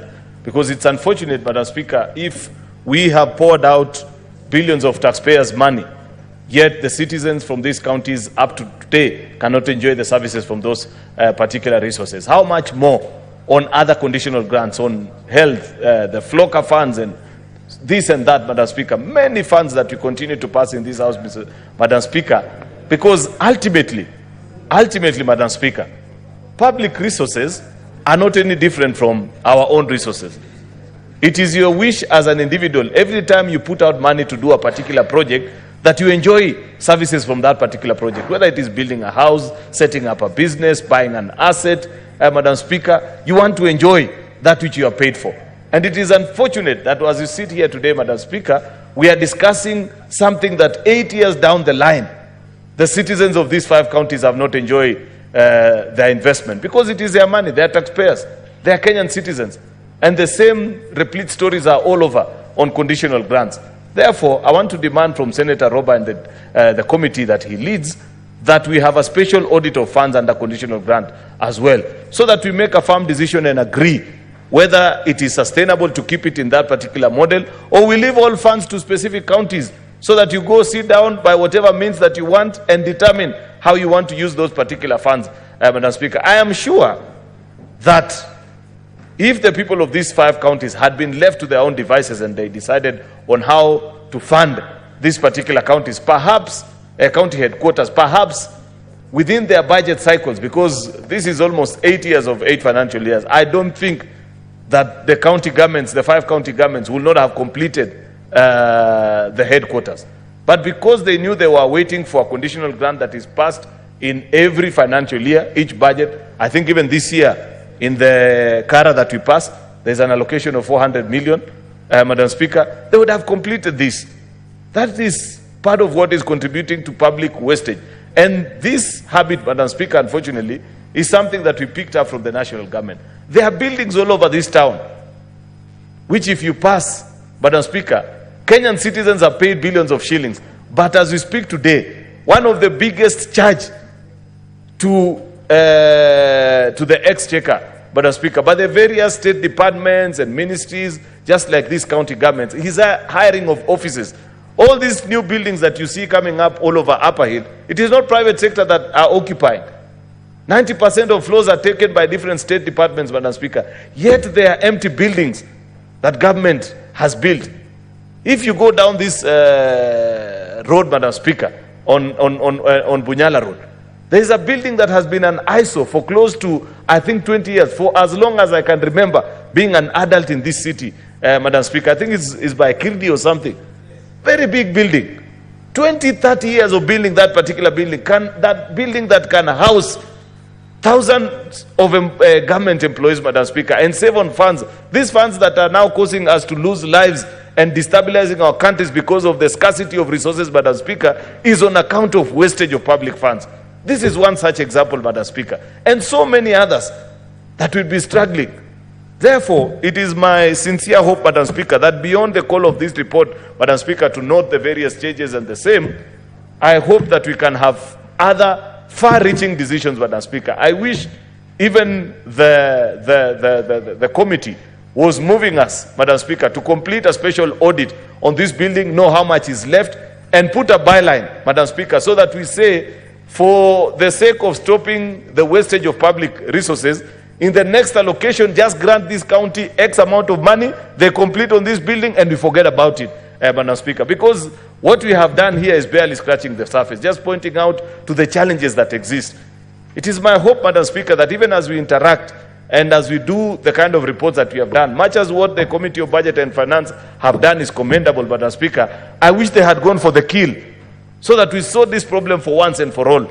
And then secondly, and most importantly, go to the other conditional grants that we continue to have, Madam Speaker. Funds that we devolve, send to the various counties, but if you go, and I want to challenge colleague senators that are here this afternoon, just go to your county and check the various conditional funds that we send, whether it is the FLOCA funds or Kenya Urban Support Program, these specific special funds that we send to our counties, how many of them have got complete, well-done projects that you can be proud about, Madam Speaker? Many of these funds, Madam Speaker, they end up being wasted, especially because auditing of these specific funds, Madam Speaker, is under a different purview, separate from the annual audit reports that we receive. And I want to challenge colleague senators that the next time you visit your county assemblies, Madam Speaker, demand of our members of county assembly to carry out even special audits on these particular funds, Madam Speaker, and grant you a report or present a report before the citizens of your county on how much of the various conditional grants have been received and what projects have been done to completion. Because it is one thing to commence a project, it is another thing altogether for citizens to derive value from that project once it is completed. The challenge that we have with this country, and what we are being challenged about, Madam Speaker, is the fact that the minute people have procured a project and they have secured the 10% that comes from it or whatever cut the procuring officers receive from that particular project, nobody has an interest after that, Mr. Speaker, to see what happens with that particular project. They quickly move on to the next project. That is the report that we are reading this afternoon about these particular programs. Perhaps even the motivation in some of these county governments, Madam Speaker, is because people know that the contractor was signed up by a governor who has since retired. So they're asking, what is the motivation anyway? Why would I engage this particular person? It's unfortunate. We need to make a decision as a country, suspending the introduction of new projects until, first of all, Madam Speaker, you complete. You know, and many times we speak about this and people don't appreciate or understand that there is little difference in terms of deriving value out of public projects from what you do privately. If today, Madam Speaker, of the resources that you administer at a personal level, you have projects littered all over parts of the country where you have interest, Madam Speaker, and none of which is complete, are you a prudent administrator of your own resources? I thought common wisdom dictates, Madam Speaker, that you first complete one project or the other, Madam Speaker, enjoy the benefits from that particular project before commencing any other. That is what sensible people do. Madam Speaker, we are being challenged as a country to raise the heads of accountability. And this is the opportunity that has come out of the challenges that we are facing through as a nation right now. And we will be fools who have learned nothing out of this crisis, Madam Speaker, if we don't point out and agree actually to the wisdom that is being called upon for us to rise up and demand that we must put to better use any funds collected from citizens. The same things that you cannot do with your own resources, Madam Speaker, don't accept to do it with public funds, Madam Speaker. We must raise the standards of accountability for people to declare publicly and let it be known, Madam Speaker, that despite the fact that they have no specific interest on a project because maybe it was procured by a different administration, a different governor, a different procuring officer, you see to it that it is complete, Madam Speaker, so that citizens can enjoy the use of that particular project. Therefore, Madam Speaker, I want to appreciate the work that the Budget and Finance Committee have done, but I want to believe that we can do better, specifically to stall projects in our county. Many billions of shillings have been lost. And in fact, maybe this is something that, just as a final point, Madam Speaker, I wish to challenge colleague senators to do. This is the 13th year, or rather the 12th year, Madam Speaker, of devolution in our county governments. Just do a sum total of all the projects from 2013, when devolution came into light in this country, Madam Speaker, that are stalled in our various counties, and how much has gone into that particular project up to date, and do a sum total. You will be shocked, Madam Speaker, that in each of our county, there's billions, if not hundreds of millions of money, Madam Speaker, that you can list. And a decision needs to be made. A special audit needs to be carried by our county assemblies, and a decision is made. What do you do? Are you going to leave those resources to go to waste and ruin as if you don't care? Or we make a decision. Either do whatever needs to be done, complete. If it doesn't make sense, Madam Speaker, then let it be known and closed in the books that this project has been declared that it can never take off, so that we know who entered into those contracts, what were the intention, and what will be done to them, Madam Speaker. This is a challenge that we must give ourselves as senators on stalled projects in our counties, so that it becomes a lesson. Anybody who procures in the future, Madam Speaker, any works or services, that it shall be to the benefit of the country. You know, counties, Madam Speaker, replicate what we have learned from national government. Yet, the reason why in 2010, many Kenyans voted in support of this constitution was because of the tenets of devolution, Madam Speaker, where they believe that they could not see proper management of resources at the national government, and said if we brought it closer, then there'd be better scrutiny. I hope we can still live by that particular dream, Madam Speaker, so that we ensure that our county governments work, because that's one of the gifts that we have given ourselves over the many progressive things that we have done as a country the last 60 years, and we cannot afford it to go to waste. Therefore, Madam Speaker, I believe that even as we do the resolution on the reflection motion that is before this House, there must be a line about what each of us is supposed to do in our specific counties. A special audit separate, Madam Speaker, from the things that are being done here at the national level, so that we complete on those projects and ensure that citizens get value for money. With those many remarks, Madam Speaker, I beg to support and appreciate the industry of this committee. Thank you, Madam Speaker. Thank you, Majority Leader. Senator Kisang.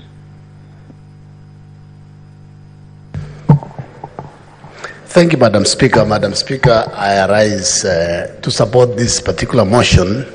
Madam Speaker, it was a good idea to support the 5 counties to put up headquarters, even though I know that there are more counties actually that should have been supported, which includes Elgeyo-Marakwet County, because Elgeyo-Marakwet County basically is housed in a makeshift prefab building as the county headquarters. If you go to Iten, our county headquarters, you don't know where the governor is or where the county assembly is.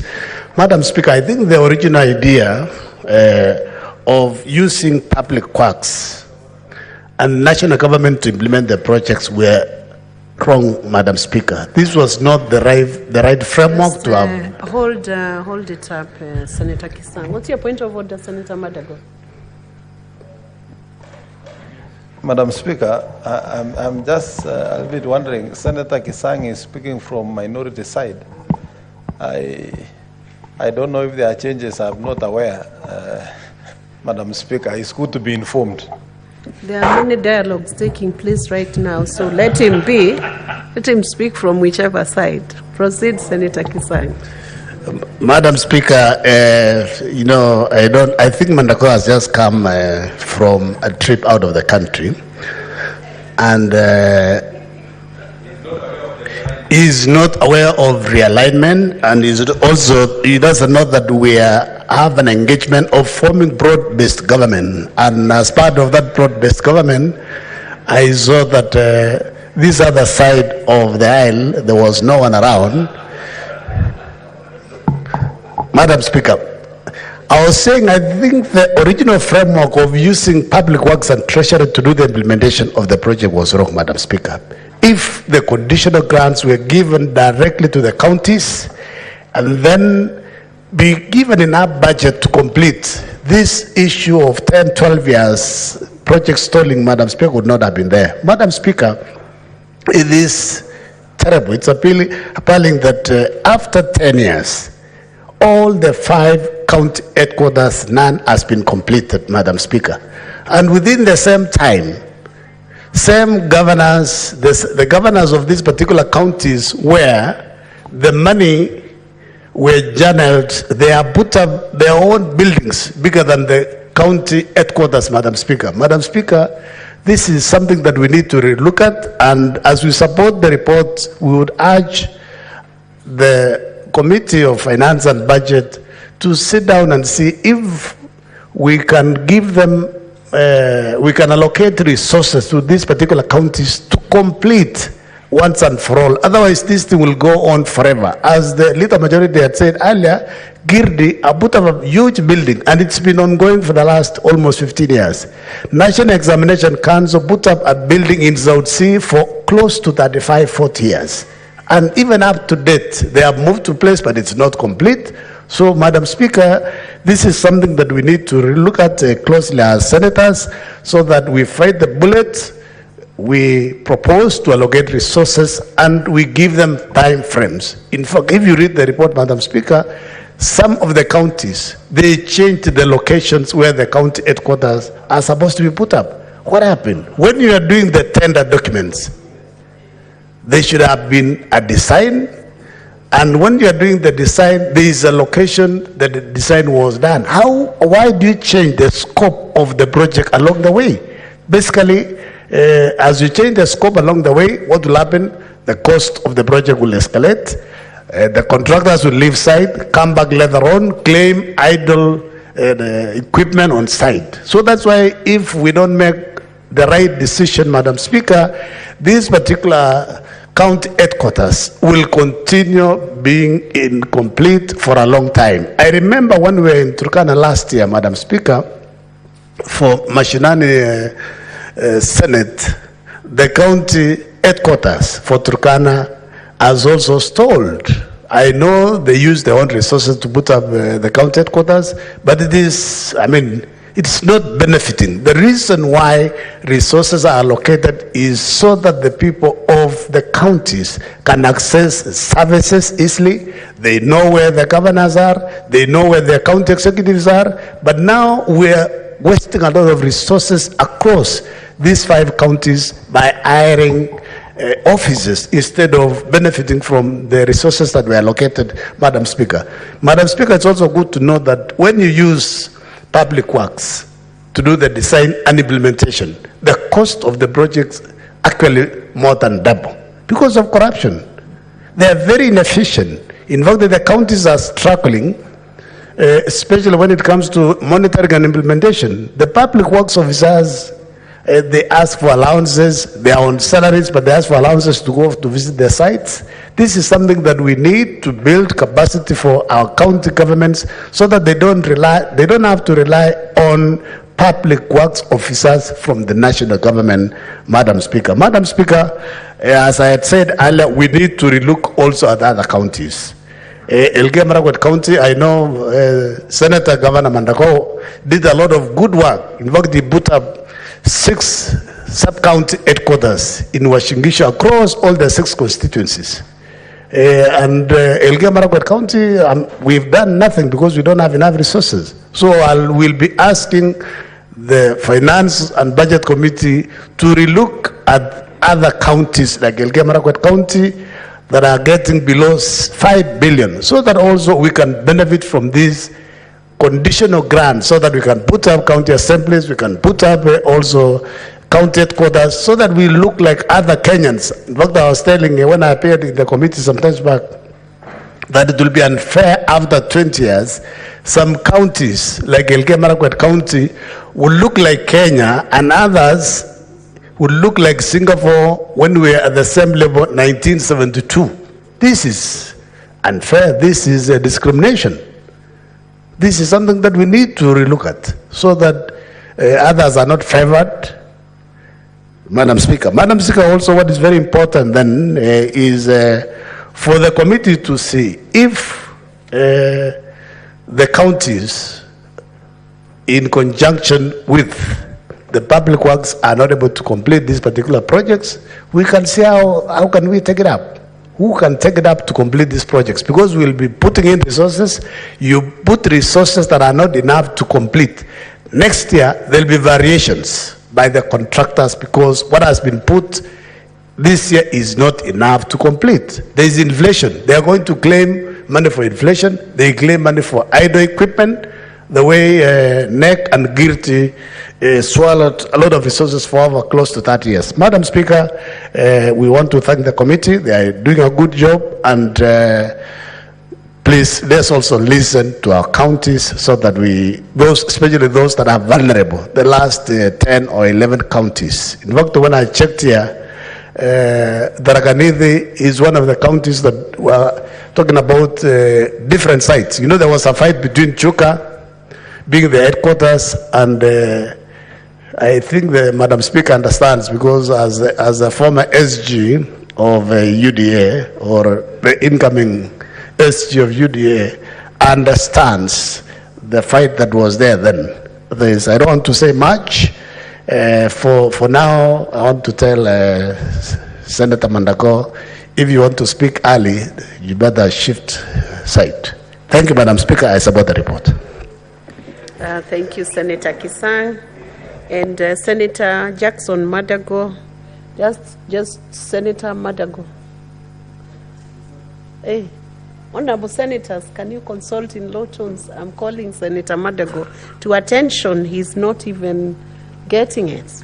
Senator Madago, understanding Order 255, the only seats reserved exclusively for use by specific leaders are the seat of the Deputy Speaker, Senate Majority Leader, Senate Minority Leader, and senators with disabilities.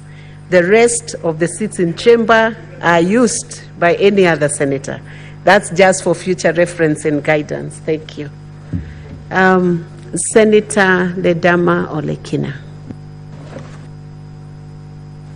Thank you, Madam Speaker. Madam Speaker, I rise to support this report. Although we are speaking on this report after everything has been done, it is important to recognize the work done by the Senate. When the governors came to the Senate to seek support for these county headquarters to be completed, it is important also to note that the Senate played a critical role and ensured that at least these funds have been released under conditional grants. So this is one of the successes that we should be talking about, because a lot of people out there sometimes do not recognize the work that the senators do, but it is imperative to know that the Committee of Finance, led by the able chair, Captain Ali Roba, was able to bring all these players together, brought in Treasury, brought in the intergovernmental agencies, brought in the Council of Governors, and ensured that the money which was supposed to have been released to county governments by Treasury has been released, and these projects do not continue stalling. One of my biggest pet peeves, Madam Speaker, is that every time we pass budgets, we allocate funds, those funds are never released. So by the time a project is being done, the cost of doing that project has already changed. You know, something that you had budgeted to build with about 1.8 billion shillings end up costing about 3 billion shillings just because of dilly-dallying. So it is imperative to note the success of the Senate in ensuring that there's an alternative arrangement to be able to complete these projects. I hope that we can be able to do this, to let this cut across all projects which are either co-funded by the county governments and the national governments. I'm sure if you traverse this country of Kenya, I'll bet the challenges that we're dealing with at the moment, which are normal. In any democracy, it is not strange for people to have divergence of opinions. You will find projects, particularly being done by this current administration. You will find industrial parks that they say they're setting up. You'll find stimulus program markets. And those projects, you'll either find that they are co-sponsored by the county government and the national government. But all those projects will always end up stalling. One of my biggest concerns is that a project is designed, the cost is calculated, we agree that the national government is going to give about 1.2 billion, but they don't give that money. You know, the county governments proceed and they budget for that money. But if the certificates are issued and the contractors are paid, they will only complete the project to the level of payment. So I think it is important that in future, what this committee did can be done on all projects which are co-funded by both the national government and the county government. When I go to Narok, there is a market called Tulele Market, which is, over the last 3 or 4 months, I've noted that there is a big fence that has been put by the national government. It's actually with clear ownership or seeking credit and say it's a stimulus project by the national government. But it is stalled. You know, they went there, they put the fence, and that's about it. You know, when you go to Narok as well, you will find an industrial park, which the government came in, the national government came and said, we want to put up an industrial park. They built a fence up to this level. You know, 3 or 4 courses abandoned and taken off. When are we going to have that discipline to say that we are starting a project and completing it, that project? We don't want to waste time whereby the county governments now come together and they say, Senate, help us. Can we please finish this? And then we devise a system to be able to put it in conditional grants. So I think it is imperative to note the success of this project and then learn something from it and ensure that we apply to other projects which have continued stalling. We have a project in Kakamega County where the county government were building a hospital.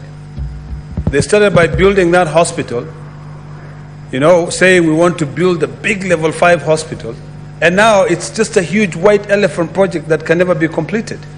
And now it gets to a point where they say we want to hand this over to the national government for the national government to be able to do it. Why? Honestly, why should we be doing that? Where is this money that is kept aside somewhere by the national government to be able to handle all the failed projects? You know, why don't we not prioritize? Currently, we are talking about bringing discipline into this country, fiscal discipline. We're trying to make sure that we better services for Kenyans. The fight out there, Governor, Senator Mandago, it is not that the Gen Z wants to be president or they want to be senators or they want to be cabinet secretaries. What they're saying is that we want services, you know, provided to us. We want roads built for us. There's no point of us saying that we have billions and billions of shillings, yet we cannot finish even a single project. You know, I think this is a wake-up call. And although we are commending on a project that has already taken off, you know, the train has already left the station, and all these people have already agreed. My hope is that if at all in any of those 5 counties, those headquarters are not completed, at least when we come and discuss this here in the Senate under conditional grants, we can then be able to allocate more funds, because what the county governments have done and what the Senate Committee on Finance has done is something that really should be commended. And I commend the chair for having taken the initiative. And then I think next time, because I do sit with the chair, I believe, and also with the vice chair at the House Business, we can try and speed up this report so that we don't come and talk about projects that have already been completed. Now, finally, as I wrap up, now that we seem to be trying to make sense and to have things work in this country, because, you know, this country is greater than all of us. You know, we are all like a passing cloud. All of us will just come, go, die, and we're forgotten. I think it's about time that we rethink about everything all the policies, how we do things, and we have sort of like the future at a glance. In everything we do, we ask ourselves, do we want to leave this country a better place than we found it, or do we just want to line our pockets, and only worry about ourselves? It's imperative that we think about the SDGs, particularly SDG number 16, which talks about accountability, and it is very current, Madam Speaker. All these things that are happening today, people are concerned about equality, they are concerned about accessibility of services, they are concerned about good laws. When we draft these laws, let us draft laws that will be able to assist this country, be able to stand strong. We have a big challenge. But at the moment, I want to call upon every Kenyan to really think of solutions, but not always just think of, lamenting. It is good to lament, but if you lament and you give a solution, it will eventually end up helping us. As we grapple with the new Kenya, I hope that all of us can be able to give reason a chance, that we can be able to not only talk about the top, but also go down and deal with the issues of counties. There's a lot of misappropriation of funds in counties. A lot of misappropriations of funds in counties. It is about time, Madam Speaker, that we realign our own existing resources. We build our own economies. We have got perfect examples. Look at a country like Burkina Faso, Madam Speaker. Burkina Faso currently, the major industry that you have in Burkina Faso is simply peanuts productions, njugu karanga. And the current leadership of that country is really changing things. These appellants sometimes does not really help build an economy. So since we have been given an opportunity to serve, at the time when we are serving this country, let us remember that it will be, Kenya will always stand. Kenya will always be there. So whatever we do it to better the services. I hope that the Chair of Finance can now look at all these other projects, the industrial parks, which are co-shared by the national government and the county governments. In Narok, we had one where KCC was given land to be able to build a plant. Apart from the time when they came there to do the handover, nothing has ever been done. We are now going into another financial year. I think it's also imperative, Madam Speaker, that the Chair of Finance looks at budgets of each and every county government to see whether those budgets are carried forward, or at least those projects are completed. Madam Speaker, in conclusion, we had a motion that we passed in this House. And even though we don't have an implementation committee, I hope that we can, as senators elected, can be able now to go through and see if the control of budget, if Treasury, and if the county governments received the motion, the resolution of this House, and implemented in terms of pending bills.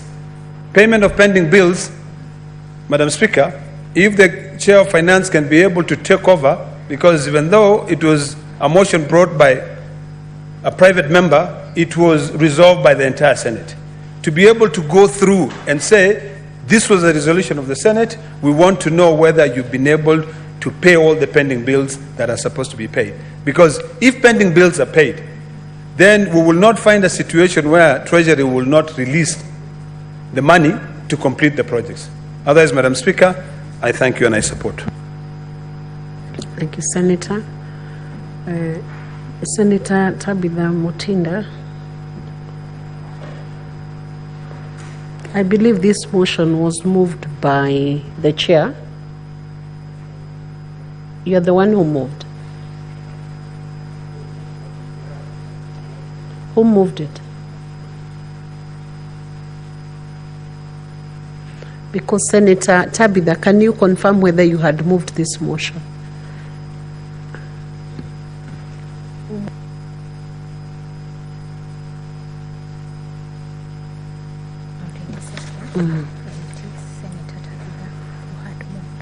It was Senator Tabitha who had moved on behalf of the chair, so I'll have Senator Peris Tobiko to proceed.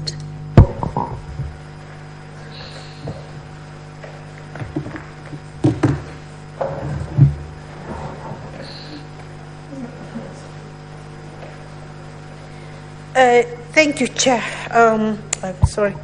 Thank you, Madam Speaker. Madam Speaker, I thank you for this opportunity to contribute to this debate. Madam Speaker, let me support the report by the Finance Committee on the status of implementation of projects that have been funded by the conditional grant for the construction of county headquarters.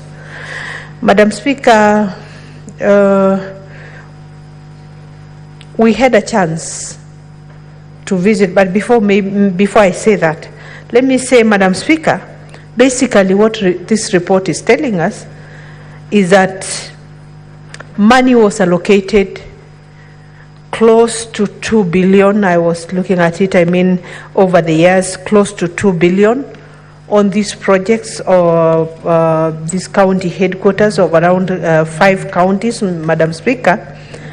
And we have nothing to show for it because they've not been completed. It's a very sad state of affairs, Madam Speaker. That is the county of Lamu, Nyandarua, Isiolo, Tana River, and Tharaka Nithi.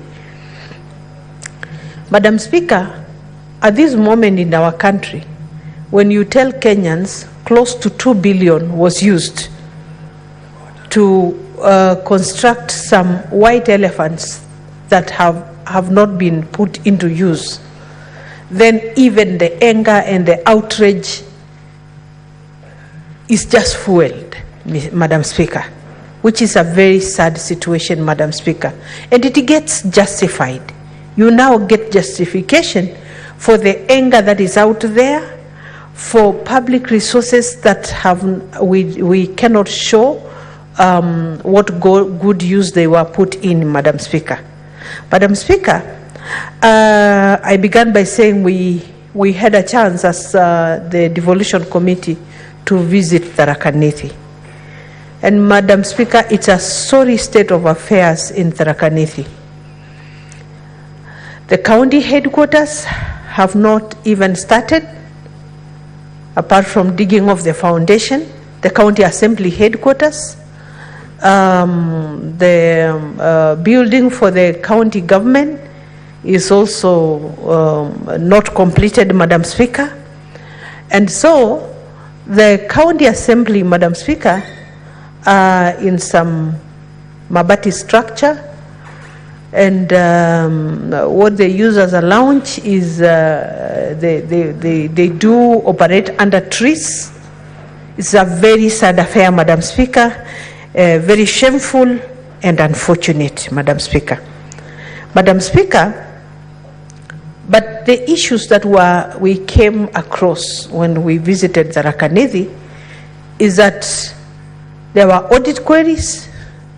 EACC is handling the case, and so once the case is with EACC, then there is a back and forth communication and accusations and counter accusations, and the project has then not been able to take off to date, Madam Speaker.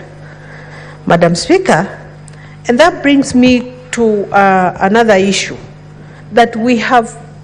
If we were to do an assessment and take stock of the many projects that have audit queries, that now have EACC files and EACC trying to handle them, Madam Speaker, or even EACC has completed but has not given a go-ahead for the counties to complete, Madam Speaker, across the country, there are so many projects, Madam Speaker. And this House may need to take stock, because EACC cannot also now become an impediment for the transformation that we want across the country. they can do their investigation. But we cannot have open-ended investigations that are never concluded. They must be concluded, and there must be a way to salvage the projects, Madam Speaker, so that they are then completed and put into good use, Madam Speaker. In Kajiado County, Madam Speaker, I saw there was a library that has been for a long time pending a dormitory in a school called Olkejuado High School. Several projects, Madam Speaker, that have not been completed because they have audit queries or EACC is handling the matter. EACC cannot be, a situation in perpetuity that cannot end, Madam Speaker. Madam Speaker, EACC is there to investigate, get reports, and get court cases going on, Madam Speaker. But they don't. They don't, Madam Speaker. And so, EACC has also turned out to become another monster in the country. It is not possible that we have problems in every institution, so this institution creates problems into this other institution, and then now we get into a vicious circle, Madam Speaker, of non-compliance, non-completion, and Madam Speaker, public resources continues to get wasted, Madam Speaker. Madam Speaker, and so I would urge this House that we take stock of the many projects that are pending in our counties because EACC has, stalled the projects because of queries that are open-ended and cannot be completed, Madam Speaker.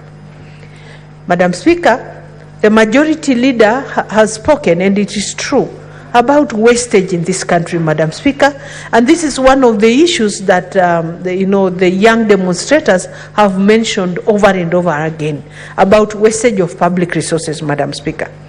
But Madam Speaker, I will tell you something else that is annoying Kenyans. Madam Speaker, and I hope this will go to the ears of those, of all the decision makers in this country, this House included, the National Assembly included, the Presidency included, Madam Speaker. We must all listen because, Madam Speaker, one of the other things that is becoming a time bomb in this country, and I know I have said it in the floor of this House severally, and I will continue saying it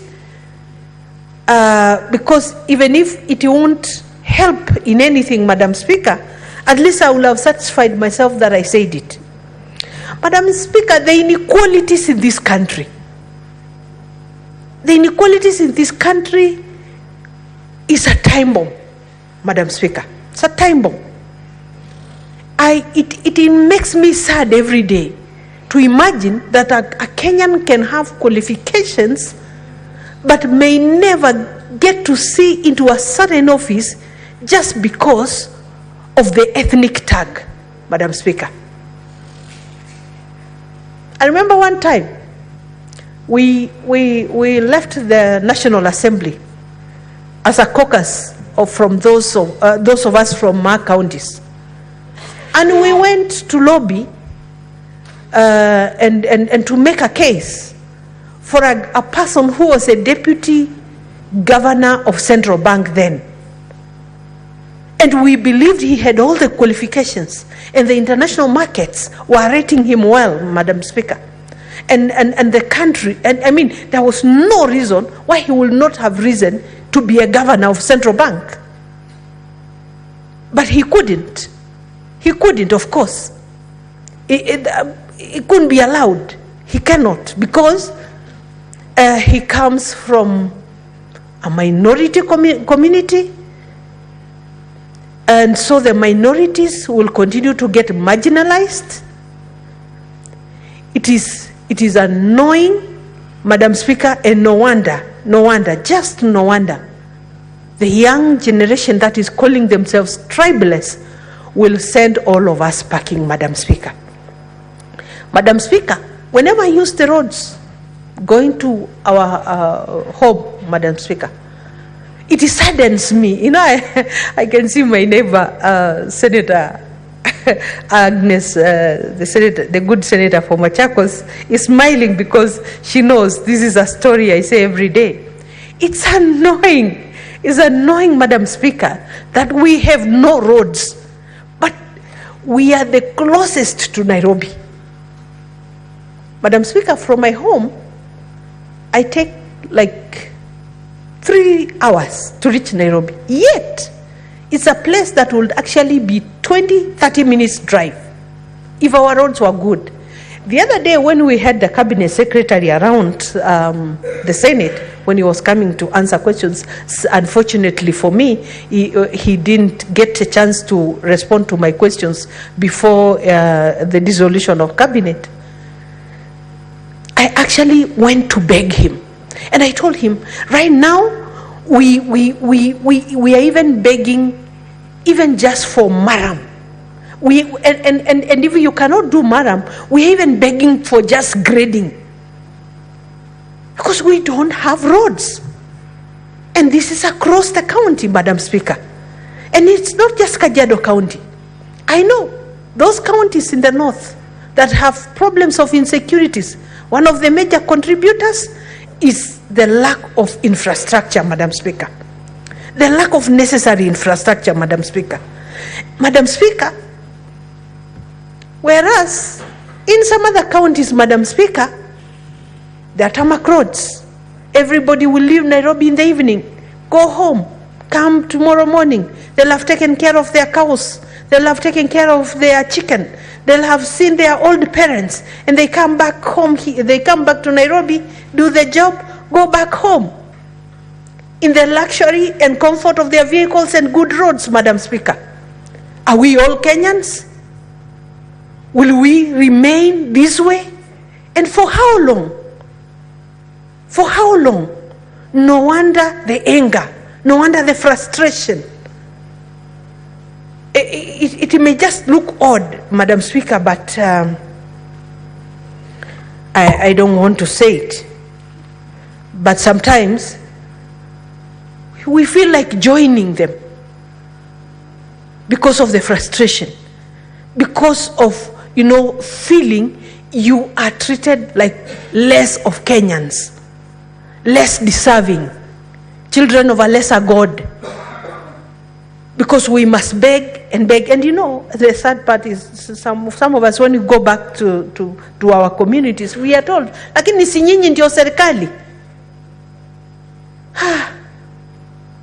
I don't know how to answer. Sisi ndio serikali. But some of these fruits are too high up for us to reach and bring them down. Can't bring a road, can't bring power, can't bring a hospital, can't bring nothing, Madam Speaker. And so, Madam Speaker, let me just say, besides the fact that some projects receive money and don't get completed because of, and in Tharaka Nithi, Madam Speaker, we were told it is the ministry that is doing this project. It's not the county government that was doing this project. It's a ministry. The ministry has the engineers, the ministry has all the experts on board. It's the ministry that is getting money from the exchequer. So why are these projects not completed? Sometimes we blame the counties when we actually shouldn't. Sometimes it's just good for us to get, to know where does the buck stop? Who is this that is not moving when they should move? Who is this who is not doing when they should be doing, Madam Speaker? Madam Speaker, let us all listen and open our eyes, open our ears to what these young Kenyans are saying. What these young Kenyans are saying, they don't know who is Masai, they don't know who is Kikuyu, they don't know who is Kalenjin, they don't know who is Luo, they don't know who is Kamba, they don't know who is nobody, they don't know who is Christian or Muslim. What they know is that they are Kenyans who should be enjoying services from us, from a government that they have elected. If they don't, they'll smoke all of us out of this town, Madam Speaker. Madam Speaker, actually, today I tried to post something in a family page. And the kind of response I received from my own child, I was like, hey, wait, it's not me, you know? And I was being told, fix NHIF, fix the public hospitals, employ the interns. I don't know, do what? And I'm like, I wish I could. I'm not the one who does that. But my friend, the kind of things we are being told, even in our houses, and I'm sure, Madam Speaker, you are being told the same thing.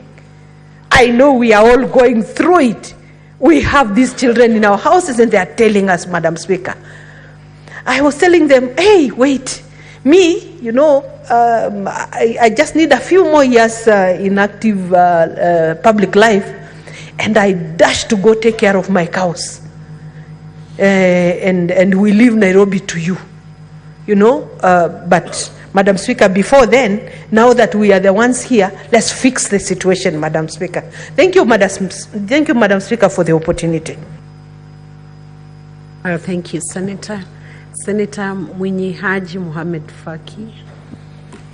Asante Bispika kwa kunipa fursa hii kuchangia ripoti ya kamati ya fedha kuhusiana na miradi ambayo ni ya kujenga makao makuu ya kaunti za Lamu, Tana River, Tharaka na Isiolo. Mheshimiwa Spika, pamoja na Nyandarua, Mheshimiwa Spika. Mheshimiwa Spika, miradi hii ilianzwa wakati wa awamu ya kwanza ya serikali za kaunti. Na Mheshimiwa Spika, mpaka sasa tuko kwa awamu ya 3, miradi hii yakamilika. Hiyo inamaanisha kwamba muda mrefu umepotea, rasilimali nyingi zimepotea kwa sababu ya kucheleweshwa kwa ukamilishaji wa miradi hiyo, Mheshimiwa Spika. Ripoti, Mheshimiwa Spika, ni ya kuungwa mkono kwa sababu imeweza kusimamisha utepetevu ambao ulikuwa unaendelea katika kukamilisha miradi hii. Mheshimiwa Spika, ikumbukwe kwamba serikali ilikuwa imejitolea kulipia asilimia fulani ya mradi huo, asilimia 70 ya mradi, na kaunti zenyewe zilikuwa zilipie asilimia 30. Mheshimiwa Spika, tukiangalia ripoti tutaona kwamba serikali ndio imechelewesha ukamilishaji wa miradi hii, kwa sababu wakati serikali za kaunti zilikuwa zinatoa mchango wake wa asilimia 30, serikali ya kuu ilikuwa inashindwa kupeleka pesa hizo kwa wakati, hivyo basi kusababisha kucheleweshaji kwa miradi hii. Mheshimiwa Spika, tumeona pia kwamba katika sehemu nyingine kama vile Tana River, Gavana Tana River alikataa kuhudhuria vikao kadhaa vya kamati ya fedha ambavyo vilikuwa vimeitwa kusuluhisha swala hili. Nakumbuka tulikuwa na kikao kimoja hapo katika hoteli ya Jacaranda ambapo alikuja naibu wa gavana. Naibu wa gavana alipoulizwa umekuja kwa mkutano gani, akasema mimi nimesikia kuna mkutano na nikaja kuhudhuria. Kwa Mheshimiwa Spika, mbali na kwamba kulikuwa kuna utepetevu katika upande wa serikali, baadhi ya kaunti zetu ya Mheshimiwa Spika zilikuwa na utepetevu kwa sababu walikuwa hawako tayari kuendeleza miradi hii bila ule mchango wa serikali kuu. Mheshimiwa Spika, tumeona kwamba kamati imependekeza kwamba sasa zile kaunti zichukue miradi hiyo na imalize, na zile pesa ambazo serikali kuu ilikuwa imetenga kwa miradi hii ziweze kupelekwa kwa haraka ili miradi isiweze kuchelewa tena. Mheshimiwa Spika, naomba maseneta wote tuunge mkono mapendekezo haya kwa sababu itamaliza haya masuala ambayo yameweza kukaa kwa zaidi ya miaka 10 sasa katika kaunti zetu. Mheshimiwa Spika, kuna kaunti zingine ambazo zilianza nyuma kujenga makao makuu yake na zimeweza kukamilisha, wakati hizi kaunti 5 bado zinasubiri ukamilishaji wa miradi hii. Mheshimiwa Spika, tutaona kwamba iwapo itakamilika miradi hii, kaunti zitaweza kuwahudumia watu wao kwa njia nzuri zaidi kuliko wanavyofanya sasa. Tukiangalia Mheshimiwa Spika, kama kwa mfano tulikwenda katika kaunti ya Isiolo katika bunge lililokwisha, Mheshimiwa Spika, tuliweza kukutana na serikali, serikali ya kaunti katika kantini ya polisi pale Isiolo, ambapo kulikuwa hakuna mahali ambapo serikali ile ingeweza kutenga na kukutana na maseneta na kujadili matatizo ambayo yako katika kaunti hiyo. Mheshimiwa Spika, hii ni tunaweza kuita kama ile kwa Kiingereza inaitwa wake up call, kwamba county ziweze kujisimamia. Kuna masuala mengine ambayo hawawezi kuyaacha yakawa juu kama zilivyoachwa hizi makao makuu kwa muda wote huu. Mheshimiwa Spika, kwa mfano kule kwetu Mombasa tulikuwa tunajenga mradi wa stadium, Mheshimiwa Spika, na mpaka sasa stadium ile karibu miaka 5 haijakamilika kwa sababu fedha ambazo zilitengwa hazikuweza kupatikana, na serikali mpya ya kaunti, Mheshimiwa Spika, sasa kwa miaka 2 hawajatenga pesa za kutosha kuhakikisha kwamba ule mradi unakamilishwa. Tumeona Mheshimiwa Spika, kwa mfano juzi nilikuwa nasoma ripoti ya mkaguzi mkuu ya mwaka 2022 mwaka 2023 inaonyesha kwamba milioni 600 za kaunti ya Mombasa hazikuweza kutumiwa kufikia mwisho wa mwaka tarehe 30 mwezi wa 6 mwaka uliokwisha. Mheshimiwa Spika, hatujui katika ripoti ya mwaka huu zitabakia ngapi, lakini Mheshimiwa Spika, ile milioni 600 ambayo haikutumika mwaka jana ingeingizwa katika mradi wa stadium. Mheshimiwa Spika, stadium ingekuwa imesonga mbele sana kupita vile matarajio ambayo yako. Lakini Mheshimiwa Spika, tunaona kwamba serikali haziwajibiki, serikali za kaunti haziwajibiki Mheshimiwa Spika kukamilisha miradi ambayo imeanzwa na magavana waliotangulia. Na hii si kwa Mombasa peke yake Mheshimiwa Spika, lakini kaunti zote. Kwa mfano mwaka jana tulizuru mradi mmoja wa ECD kule sehemu za Chaani katika kaunti ya Mombasa, na gavana aliahidi kwamba ataweza kukamilisha ule mradi kabla ya mwaka kuisha, lakini tumeona mwaka umekwisha juzi tarehe 30 mwezi wa 6 na mradi bado haujakamilika. Kwa hiyo Mheshimiwa Spika, zipo tunaita zile cheche za chini kwa chini ambazo magavana wapya wanaochaguliwa hawana nia ama hawana mvuto wa kukamilisha miradi ambayo imeanzwa na serikali zilizotangulia. Mheshimiwa Spika, hili ni jambo ambalo halifai kuendelea kwa sababu miradi ile imefanywa kuinua maisha ya wananchi. Miradi ile imefanywa ni ya maendeleo, kuendeleza wananchi Mheshimiwa Spika. Miradi ile Mheshimiwa Spika ikikamilika, watu wataajiriwa kazi katika miradi ile. Lakini iwapo kwamba haitakamilika Mheshimiwa Spika, pesa zitakuwa zinakwenda kila mwaka, hali ya kwamba wananchi hawapati faida ya miradi ile. Ile tunaita Kiingereza value for money. Pesa zimetumika kwa njia ya kisawasawa na mradi unaonekana Mheshimiwa Spika haiwezi kupatikana ikiwa wale magavana walioko sasa ofisini hawatakamilisha miradi ambayo imeanzwa na magavana waliotangulia. Mheshimiwa Spika, kwa kumalizia, ningependa kuipongeza kamati hii kwa kuweza kutoa mapendekezo ambayo yakitekelezwa kaunti zile 5 zitaweza kupata makao makuu kwa haraka iwezekanavyo. Asante Bi Spika kwa kunipa fursa hii. Senator Abbas Sheikh Mohamed. Thank you, Madam Speaker. Madam Speaker, I stand to support also the report. But the Speaker, as you are aware, on the onset of the revolution, there has been a lot of, good intention from both the governments, the national government and the county governments. That a lot of money has been spent and also allocated to these counties, the 5 counties. But unfortunately, 8 years down the line, those structures are not complete. However, so much money has been spent. If you look at it, something like Lamu is about 65% complete. Tana River about 55%. Tharaka-Nithi 60%. And Nyandarua, I think equally is 55%. Madam Speaker, the Committee of Devolution, which I share, have also noted this with concern. We visited Tharaka-Nithi, and it's actually unbelievable that where the county up to now have not completed the houses, the offices. And, they did a very big building that I think Even if they're given all the money, they will not be able to complete with that kind of money they have been allocated to. One other thing I've found is that most of the assemblies in different parts of the country, of counties, are still housed in the big halls of the county councils, the de facto county councils. So equally, most of our assemblies are poorly accommodated, and I think there was no plan to have assemblies to be built. I don't know, I think I will request the Finance Committee to review also, to look into it. One other thing which is actually not done is actually the houses for the governors, deputy governors, the speakers are also, most of them have not been constructed. And I don't believe there's any money, because there's no additional fund for the construction of, governors' houses, deputy governors, and the speakers. And I think that's a very essential institutional housing. Some of the places have no good houses to accommodate those senior officers.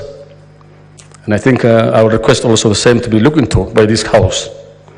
Honorable Speaker, one other challenge we have is actually as government changes. When the first governors changed, guide have changed, and the new governors who came in, they tend to change their priority also. So you will see so many unfinished projects. New governors come in and they come with their own projects. And I think that is illegality of the highest order.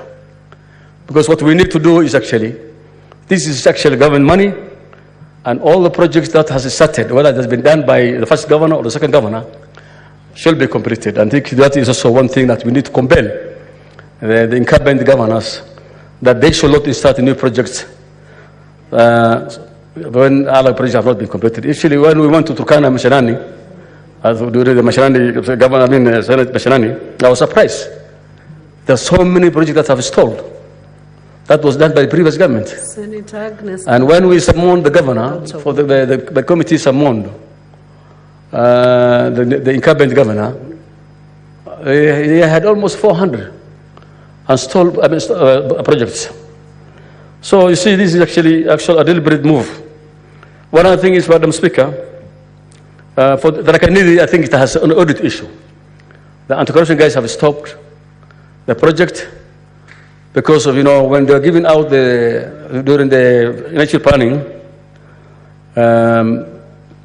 it is actually estimated. And I think actually the contractor overestimated the project. And as they started, it was stopped by the anti-corruption. But however, when we inquired from the anti-corruption, they denied it. The county government is denying it. So I think we need to investigate more on what is going on in the Rakanidi. Because even the assembly actually is living in a makeshift. One other thing, Madam Speaker, is that as the years proceed, today the building maybe that was costing about 100 million shillings.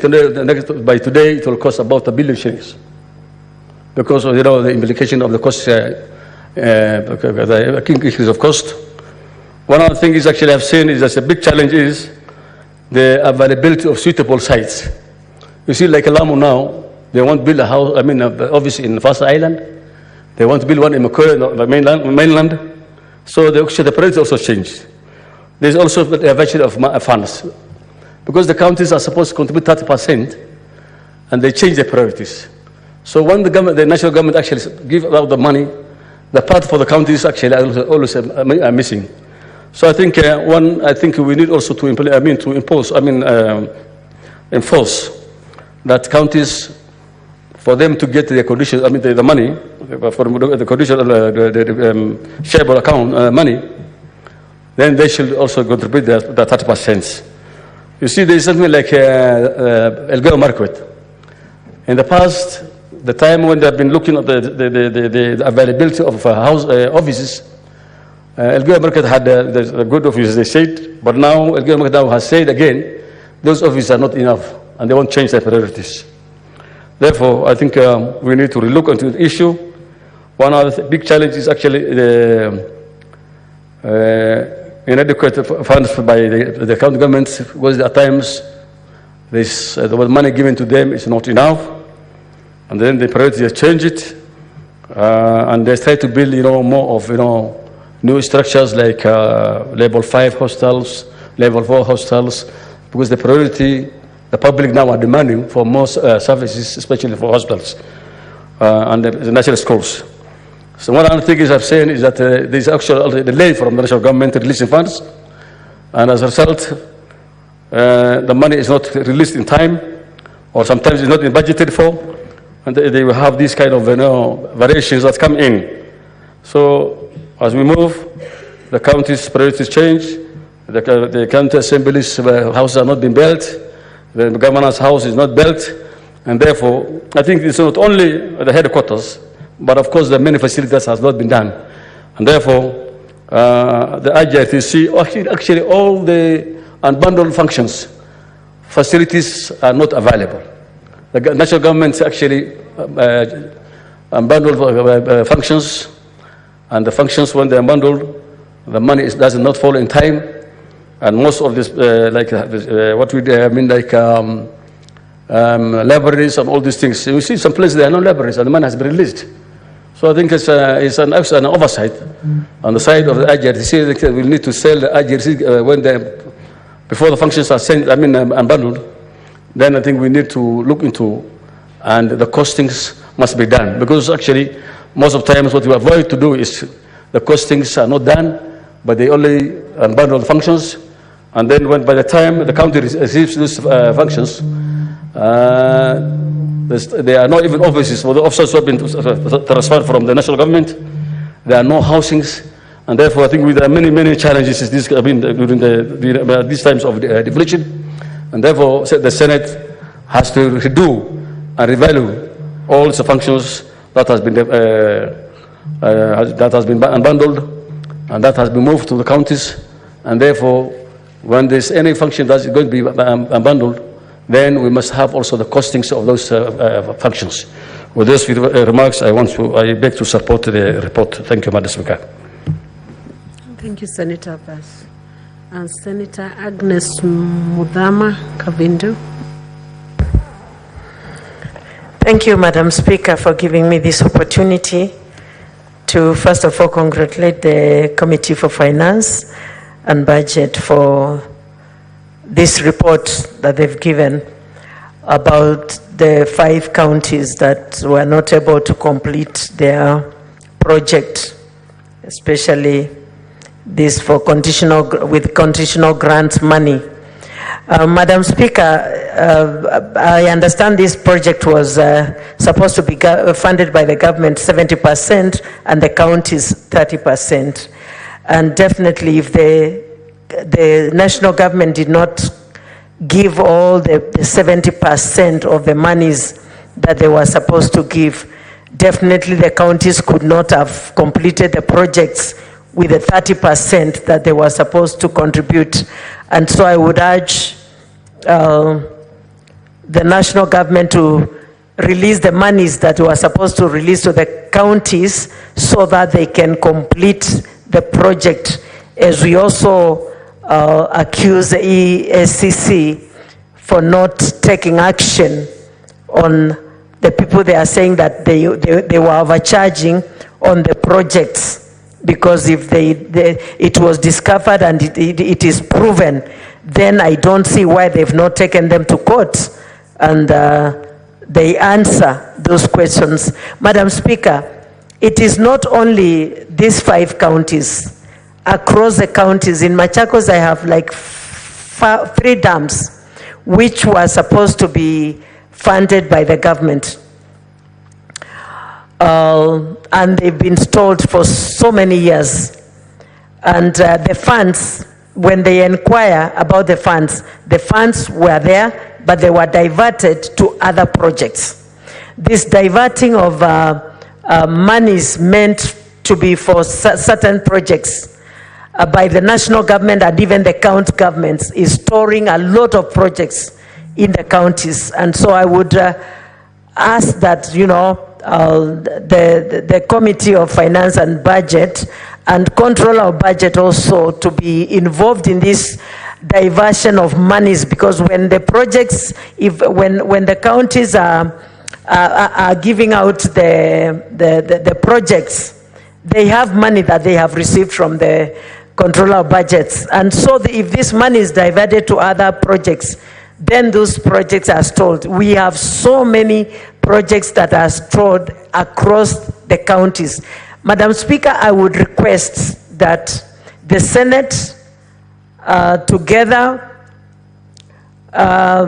stand together and demand for counties to complete all the stalled projects from the former governors to date, so that, because that is money lying idle, taxpayers' money, and that money is not being used by the taxpayers, because the projects that were meant to be completed and was meant to be used by them are not completed. Two, there must be equality, like one of the senators of Kajiado has said. There is no equality in giving out these big projects across the country from the national government. So we also demand that there will be equality and inclusivity in even giving out of jobs in national government and even in the count governments, so that we will not have the issues and the problems that we are having with the agencies of lack of jobs. Thank you, Madam Speaker. I support. Thank you, Senator Kavindo. Senator Madago Jackson, Kiplagat. Thank you very much, Madam Speaker, for this opportunity. I rise to support the report by the Finance Committee. Honorable Madam Speaker, and Madam Speaker, in this report, we are looking at the challenges the counties have gone through in completing those projects, most of which, Madam Speaker, arise because of delay in disbursement of the conditional grants to counties. And Honorable Speaker, I want to thank this Senate for passing the conditional allocation bill, which is now an act of parliament, that will now make it easy for follow-up of funds to be released. Madam Speaker, during the period under review, there were a lot of challenges in getting Treasury to disperse the funds that were actually allocated and meant for counties. Because the National Treasury, as currently structured, Madam Speaker, still behaves and lives in a manner to suggest they belong to national government, but at will and pleasure serve counties in their spare time, Madam Speaker. And Madam Speaker, that is not what was envisaged in the Constitution. If you look at our Constitution, Article 225, Madam Speaker, we still need to revisit, as Parliament, that article and relook into the Public Finance Act in order to make the Treasury a national treasury and not a national government treasury, Madam Speaker.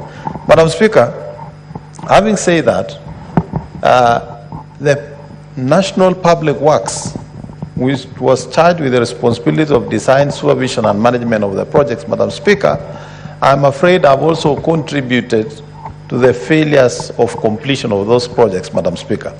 Madam Speaker, if you look at the bill of quantities generated by Public Works, compared with the actuals in the market, Madam Speaker, you would find that the bills of quantities are always inflated by Public Works.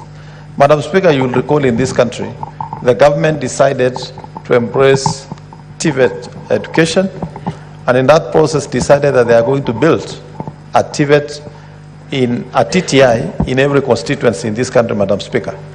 Madam Speaker, when Public Works was asked to design a model TTI that would be used to build in all the constituencies, Madam Speaker, their cost came to close to 150 to almost 200 million, Madam Speaker. Madam Speaker, when Rift Valley Technical Training Institute, through the principal, Dr. Tarno, Madam Speaker, was asked to do the same design and produce the bill of quantities, Madam Speaker, you'll be surprised that those TTIs were constructed at a cost of 50 million.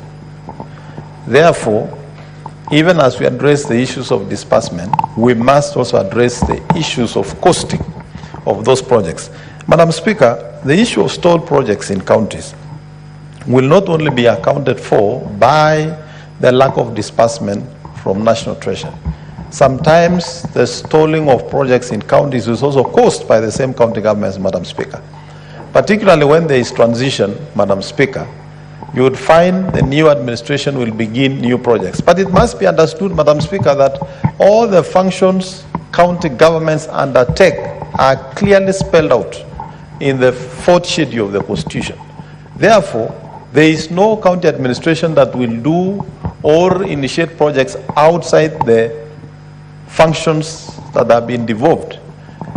What we are seeing, Madam Speaker, is actually duplication. You will find in a county, a level 5 facility was being developed. It was at 70% when there is change of administration, and the new administration decides they are going to build another level 4 or level 5 facility elsewhere, abandoning a level 5 facility that was 70-80% complete, Madam Speaker. And Madam Speaker, I would want to urge this House that probably it is time we review the County Government Act to provide for a law or amendments to make sure that during transition there is a complete assessment of the status of projects in every county and a report submitted to Senate. And the first budget of the new administration, Madam Speaker, should be compared with the report that has been passed by Parliament, just to ensure that there are no stalled projects, Madam Speaker. Madam Speaker, new administrations have also been hiding under a cover and very popular term of pending bills, Madam Speaker. I do get surprised myself in my own county, Madam Speaker, when I find the governor telling members of the public that, you know, there was a pending bill of, I don't know, 700 or what, and my colleague chairs were in my county for a conference last time, and when we visited the governor for a courtesy call, he also alluded for the same, Madam Speaker. I intend to bring a statement to this House so that the Committee of Finance can go and investigate the alleged pending bills in the county government of Uasin Gishu, Madam Speaker. Madam Speaker, as far as I'm concerned, because I was the governor of that county, there were no pending bills in my county except a 45 million bill to county pension fund, which accrued from actuarial deficits that they were unable to supply documents to support that payment during my tenure, Madam Speaker. Madam Speaker, therefore, other than the late disbursement from national government, we must also be wary of the change of administration and the abandoning of projects for political reasons, Madam Speaker. Madam Speaker, as I finalize, I would also want to say that conditional allocation, Madam Speaker, from experience, I've done well in that, Madam Speaker, when funds are precisely set for a specific function, followed up during execution, Madam Speaker, there is a tendency to achieve better results. We've seen that, Madam Speaker, with conditional allocations and grants from the World Bank under the Kenya Urban Support Program, Madam Speaker. And if you look at those funds, Madam Speaker, the funds achieved quite a tremendous job in most of our urban areas, Madam Speaker. Madam Speaker, today the tarmac roads you see in most county headquarters, Madam Speaker, and sub-county headquarters were actually courtesy of those funds that are conditional in nature. I would ask